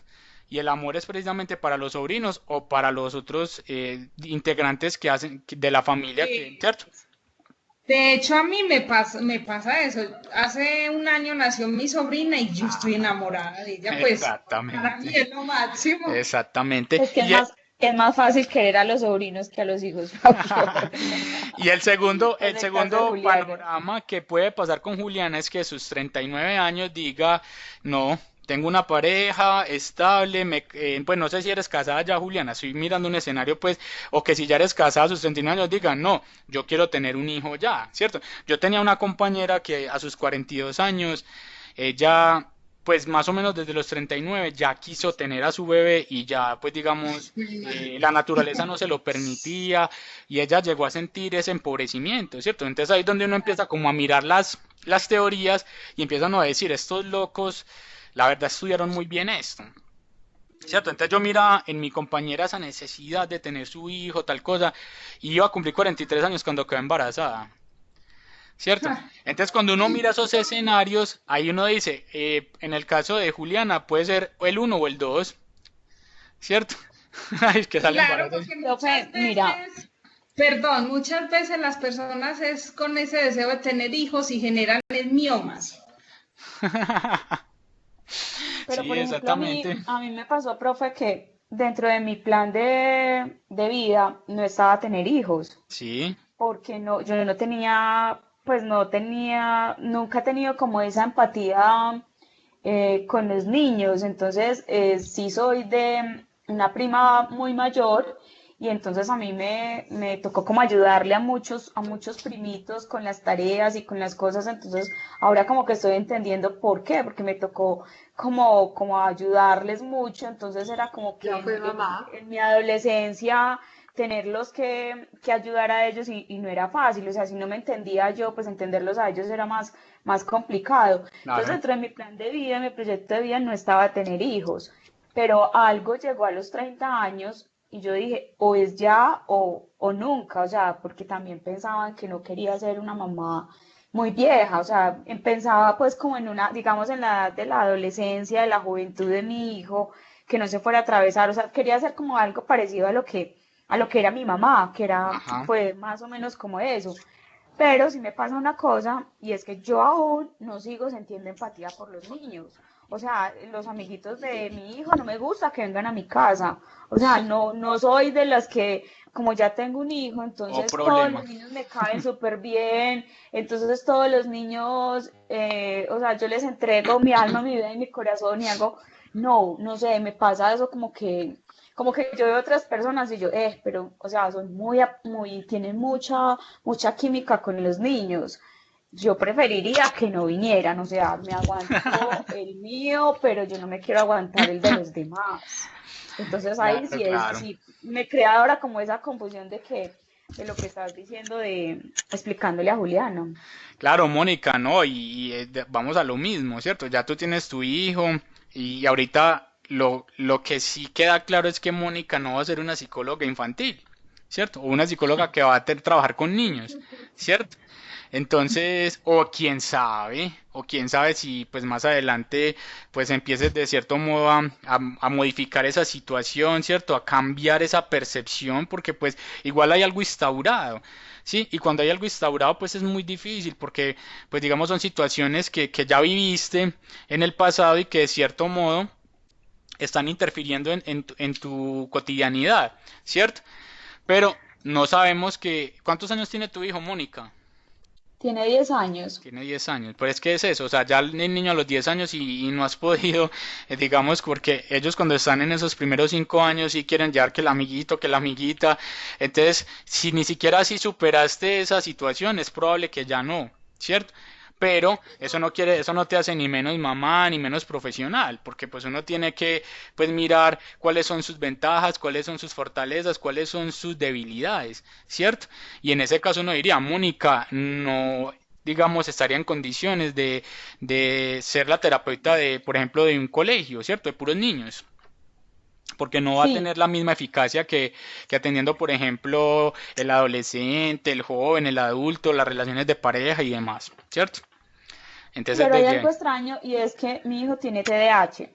Entonces, cuando yo empecé a estudiar muchísimo todo el proceso del TDAH, entonces yo creo que esté estudiando en este momento fue una de las cosas en que yo dije, quiero como ayudarle, pero siempre pienso más, es como ayudarle a esas mamás que están como ciegas a pensar de que el TDAH es una enfermedad que, o sea, la tenemos muy satanizada en este momento. Entonces se ven muchos niños con esta condición y esos papás no hacen nada por ayudarles, sino que los dejan así. Y como me he dedicado tanto a estudiar en eso, entonces como que el estar en este momento estudiando psicología, lo vi como por ese lado, pero siempre me voy o sea, es que no entiendo yo, pero si quiero ayudarle, pero no quiero llegar directamente a ayudarle al niño, sino ayudarle a esos papás a entender que no es una enfermedad, pero que realmente existe, porque he compartido con psicólogos pues, y neuropsicólogos que han estado con mi hijo y ellos me dicen, estamos en una sociedad muy ciega de que los papás en este momento no quieren aceptar y es, pues como decimos todos, esta moda es tendencia, hay muchos niños con TDAH, pero porque son, no sé, digo yo, será porque son ellos una generación muy distinta a lo que fuimos nosotros. Así es, Mónica, muy interesante. No sé si ya dentro de tu repertorio, porque pues si me dices que has tenido esa interacción con neuropsicólogos y con psicólogos, hay un libro muy interesante, pues de hecho a mí me encanta todo lo que tiene que ver con la psicología infantil. De hecho, pues eh, alguna vez presenté, acá les cuento un poco, alguna vez presenté una ponencia en Cuba sobre la neurodiversidad en el aula de clase y tocaba precisamente el tema del TDAH, ¿cierto? Hay un libro que me encanta que es El poder de la neurodiversidad, no sé si lo tenías dentro de tu repertorio, si No no, lo tengo. ¿El poder de la qué? de la neurodiversidad de Thomas Armstrong, ¿cierto? Y él acá precisamente, Mónica, habla de que esas necesidades o esos trastornos del desarrollo no son trastornos, él dice que son capacidades excepcionales. Entonces él hace la relación de cómo un niño con TDAH tiene una capacidad excepcional para hacer, por ejemplo, algunas cosas. Y entonces él empieza a ejemplificar, ese niño de adulto no podría trabajar en una cabina de avión, ¿cierto? Porque si es una persona que tuvo tendencia al TDAH, pues no le va a querer estar encerrado manejando un montón de botoncitos, máquinas, entonces, y él lo ejemplifica lo demás de interesante. Él dice, una persona con TDAH manejando un avión van es para abajo, ¿cierto? Porque imaginen moviendo todos los botones, ¿sí? Entonces, avión en picada, ¿sí? Pero entonces Sí. él decía, existen estos escenarios en los que la persona con TDAH es mejor que una persona que no tiene diagnóstico.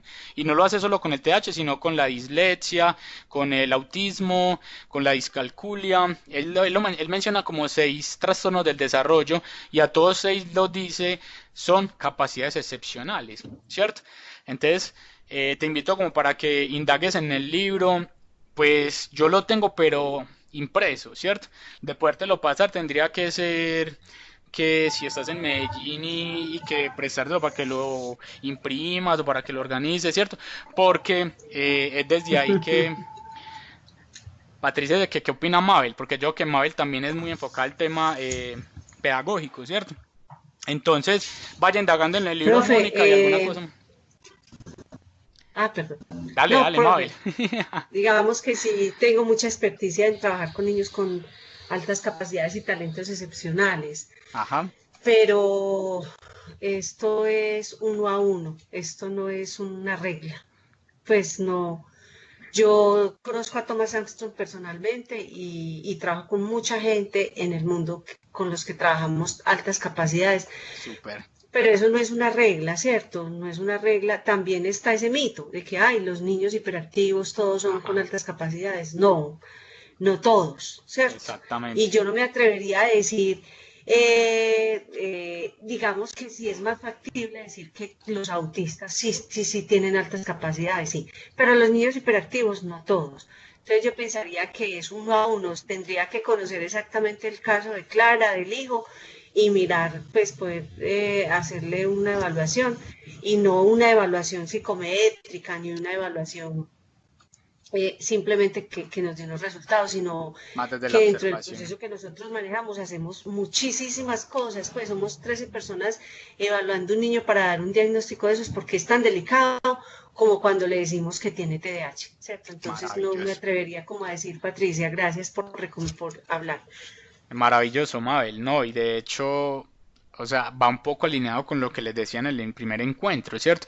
O sea, la responsabilidad de nosotros como psicólogos de porque aplicamos una prueba, entonces ya remitimos al psiquiatra con eh, digamos, con una hipótesis de que el niño tiene un TDAH, ¿cierto? O con una sospecha de un TDAH simplemente porque aplicamos una prueba y observamos. Mire lo que dice Mabel acá, 13 personas, ¿cierto? Para identificar si el niño tiene o no un TDAH y en qué, digamos, en qué estado se encuentra ese TDAH, ¿cierto? Porque es que hay niños que pueden tener más hiperactividad, otros pueden tener más inatención, ¿sí? Y ya dependiendo de lo que resulte, entonces poder definir un proceso de intervención adecuado, ¿cierto? Me parece supremamente interesante, Mabel. O sea que tienes organización en este tema, o sea, tienes una compañía, pues una entidad. Sí, profe, tenemos una institución que aquí en Medellín es pionera. Trabajamos para las secretarías de educación de los municipios de Medellín y de Envigado y trabajamos a nivel particular. Y valga la cuña, estamos por abrir un diplomado para formación en detección, desarrollo y potenciación de talentos y altas capacidades y certificado por la Católica del Norte. Mabel, ¿cuál es el nombre? Perdón. Nos pueden buscar como colombiadecolores.com.co. Ahí está la página web, ahí encuentran todo. Mabel, Colombia yo de soy... Colores. Mabel, Yo le voy a decir algo. Mabel. Esperen, les digo una cosita. Yo les aviso, profe, el próximo 15 nosotros tendríamos este año un congreso internacional que venimos haciendo, un congreso internacional cada 2 años, súper interesante, con gente pues muy especial. Este año no lo pudimos hacer por la pandemia, sin embargo vamos a tener el 15 de octubre. Yo les mando la invitación, vamos a tener un precongreso porque vamos a trabajar todo lo que es infancia, talento y psicoafectividad. Entonces, con mucho gusto. Ahora sí, profe, discúlpame. Mabel, ven, ¿Qué me yo ibas a tengo, decir? yo tengo acá Señor. una duda muy grande. Venga, los estudiantes me van a disculpar, pero creo que esto se está tornando maravilloso, ¿cierto? Mabel, es que yo fui compañero de maestría, yo no sé si fui tu compañero. O sea, tú eres la fundadora o la gerente, o porque yo fui compañero, yo creo que la compañera llamaba Mabel. Sí, yo soy la gestora del programa y O sea, soy que la tú y yo fuimos gerente. compañeros, Mabel. ¿En dónde, profe? Ustedes son, En la maestría de neuropsicología. pues Mabel, somos compañeros. Van a resultar ser primos hermanos. Oigamos, resultamos familia. Vea, por Dios. pues. Ave María, Mabel. Ya profe, sabe, sí, donde no me inviten, pues. donde no nos inviten mal, vea, ya todos los estudiantes No, son... yo les anuncio, pero estemos pendientes de verdad que vamos a tener 2 expertos muy interesantes. Vamos a hacer un webinar el 15 a las 10, de 10 a 12, pero es como el abrebocas porque vamos a trabajar a profundidad, o sea, dentro de todo lo que yo vengo investigando, lo que tenemos muy claro es que si no hacemos un desarrollo de talentos desde temprana edad, pero primando la psicoafectividad, no vamos a lograr hacer cosas con los niños. O sea, la educación inicial tiene que cambiar. Obviamente debe cambiar toda, pero qué pesar de los niños, tenemos que trabajar primero desde la educación inicial. Si queda hasta los 8 años, pues desde ahí para adelante los muchachos, dentro de todas esas etapas de desarrollo que nos muestra Piaget, Total. Eric Erikson y todos los que vamos a ver, Vygotsky, se habla de esa primera infancia que es determinante en la vida de todo sujeto. Listo. No, maravilloso. Gracias. O sea, Mabel, maravilloso. Igual, insisto, le pido disculpas pues, a los estudiantes que hayamos generado digamos, este break tan extenso, pero creo que es de interés para todos. Mira, pues resultamos siendo compañeros de lucha, de trasnochadas en Bogotá para presentar exámenes. Sí. Sí. No, maravilloso. O sea, yo sí estaba acá pensando, pero es que ella se llamaba Mabel y cómo no me reconociste. O sea, es algo extraño, Mabel, porque también fue ayer. Yo le pido, no, les pido disculpas, pero en verdad que conozco tanta gente que no alcanzo. O sea, Claro. es demasiada la gente que a mí me toca conocer, entonces. Claro, maravilloso. Perdóname, pero discúlpame. No, maravilloso. Yo creo que los estudiantes están todos allá en un silencio. O sea, no volví a ver a Clara, a Beto, yo no sé qué pasó. No, Profe, profe, porque es que discúlpame. ahorita mismo estamos tocando como el violín. Sí, Así, están... sí, claro. Porque en verdad está tan bonito el encuentro que es hasta casi romántico. Sí. Vale, no, eso es... Ojalá yo tenga una oportunidad de esa como la que ustedes están viviendo ahorita. No, súper Beto. Qué bien, Mónica, muchas gracias por las palabras y de hecho, o sea, Mabel es una experta, o sea, es una experta en todo el sentido de la palabra. Como le digo, pues tuve la oportunidad de ser su compañero de maestría, entonces, como dice Mónica, pues lindo encuentro, ¿cierto? De hecho, hasta por allá lo último, haciendo la tesis ya de grados, entonces jodiendo con este tema de las estadísticas, que enséñeme aquí, que cómo se hace esto, entonces fue una amistad bastante bonita, entonces mire dónde nos pone el destino, qué chévere, Mabel, y yo sé que aquí Siquiera no me le voy quedé viendo plata. siquiera no, siquiera vean, imagínense donde uno, por ejemplo, No le quedé viendo plata porque ahí le hubiera vuelto a encontrar profe. exactamente.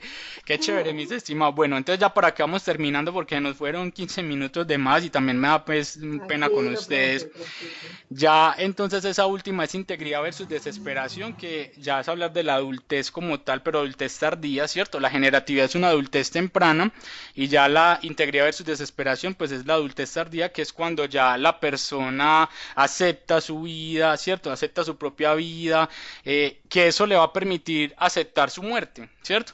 Entonces acá la virtud o la fortaleza que se recoge es la sabiduría, ¿cierto? Que son personas que como ya aceptan que tuvieron todo un trasegar, que vivieron, que son los adultos mayores, que cuando usted habla con ellos, uno como que se interesa por lo que están diciendo, porque empiezan a hacer un recuento de lo que fue su vida. Alguna vez tuve la oportunidad de conocer un señor en un retiro espiritual y yo decía, yo quiero ser así, ¿cierto? Porque el señor cuando empezó su capacitación, él decía, yo tengo 5 años.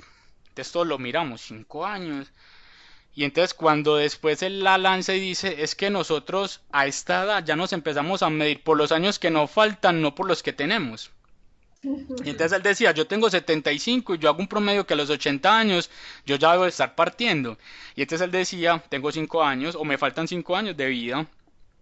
Entonces cuando él empieza a hacer ese recuento, lo que es su vida, de cómo encuentra a Dios, de todo eso, entonces uno dice, wow, qué rico poder llegar a ser a los 75 años una persona con la misma energía que él tiene y con el mismo positivismo, inclusive de José. Mabel sabe de quién le estoy hablando, ¿cierto? Un compañero de nosotros que era quien nos motivaba para ganarnos los exámenes, que de hecho ojalá algún día lo pudiéramos traer, Mabel. A mí me encantaría, ¿cierto? Porque es una persona con una capacidad excepcional también. Bueno, mis estimados, vamos a hablar un poco de la teoría de Vygotsky rápidamente. Pues al igual que Piaget, él hablaba digamos, de la importancia que tiene el ambiente, ¿cierto? Para el desarrollo del niño, pero digamos que Piaget lo describía más desde esa capacidad mental individual y cómo se daba esa integración e interpretación de la información acerca del mundo, ¿cierto? Mientras que para Vygotsky, pues él lo narraba más como un crecimiento cognitivo a través de un proceso conjunto, es decir, a través de la interacción con su cuidador, con su mamá, con su papá, ¿cierto? Entonces, Vygotsky hablaba de dos conceptos, zona de desarrollo próximo y zona de desarrollo real. Entonces, lo que decía Vygotsky es zona de desarrollo real, que son las competencias que el niño era capaz de hacer por sí mismo sin supervisión o ayuda del cuidador, mientras que la zona del desarrollo próximo, entonces es lo que el niño ya hace, pero tiene que tener la supervisión de un adulto, ¿cierto? Entonces, cuando el niño, por ejemplo, está empezando a sentarse en la vasijilla, eso dice es vasijilla. Cuando el niño, por ejemplo, está empezando a comer por sí solo, haciendo el movimiento de la cuchara, pero que todavía requiere que el adulto le limpie, porque todavía hace reguero, todavía se ensucia, ¿cierto? Entonces ahí se ven como reflejados estos conceptos. Finalmente, entonces, hablamos de una teoría del aprendizaje social de Bandura que también va muy alineado con lo que pensaba Vygotsky, ¿cierto? La persona actúa en el mundo y el mundo actúa sobre ella, ¿cierto? Entonces va alineado con lo mismo, ¿cierto? La interacción que necesita el niño para adquirir ese aprendizaje, ¿cierto? Por eso hablamos de que el mundo actúa sobre él o sobre ella, ¿cierto? Y la teoría cognitivo-social, que es una evolución precisamente pues a esa teoría de Bandura.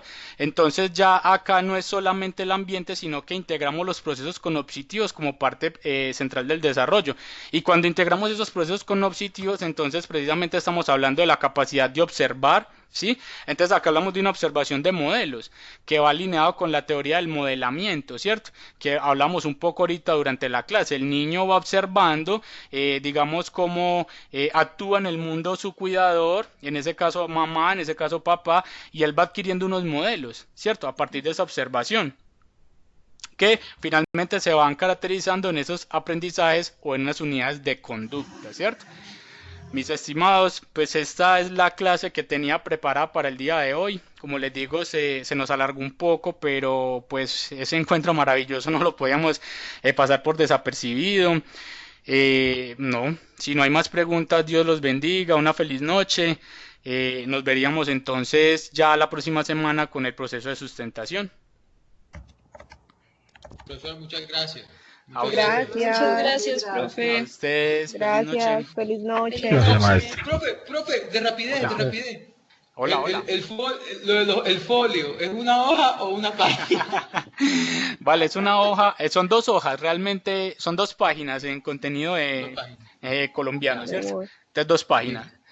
Gracias Perfecto. Evelyn, gracias Sofía, Carlos, a todos muchísimas gracias por su participación y seguimos Profe, adelante en la formación. perdón, pero Hola. el folio es una hoja por lado y lado, Sí. o son Exacto, lo que nosotros decimos 2 hojas. O sea exactamente, que o sea, es que es literal lo son mismo, 4 Mónica. hojas. No, no, o sea, es la hoja por lado y lado, pero pues le serían 2 hojas, Ah, Serían dos ya páginas. serían 2 nosotros pensamos que páginas, eran exactamente. 4. No, O 2, sea, son 2 páginas. o sea, Nosotros 2. pensamos que era Cuatro, una cuatro, página por lado y por lado, la... cuatro, son 4. No, o sea, es una, o No, sea, No, son cuando llega un 2. folio serían 2. dos.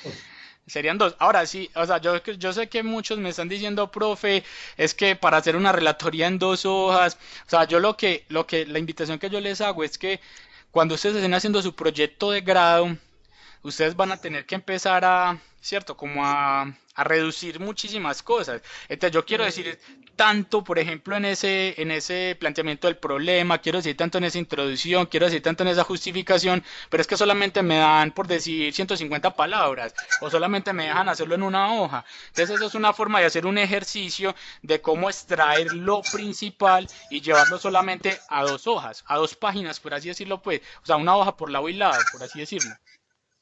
Ahora, el que se haya pasado, porque muchos estudiantes me han estado diciendo, profe, me quedo de 4, no hay ningún problema, ¿cierto? La invitación es a eso, como a tratar de solo lo principal, ¿cierto? Y ponerlo en 2 hojas, pero al estudiante que le haya quedado de 4, de 5, pues no vayan a salir con 10 tampoco, Un porque libro estamos de hablando de 100 hojas trabajar me sirve, profe.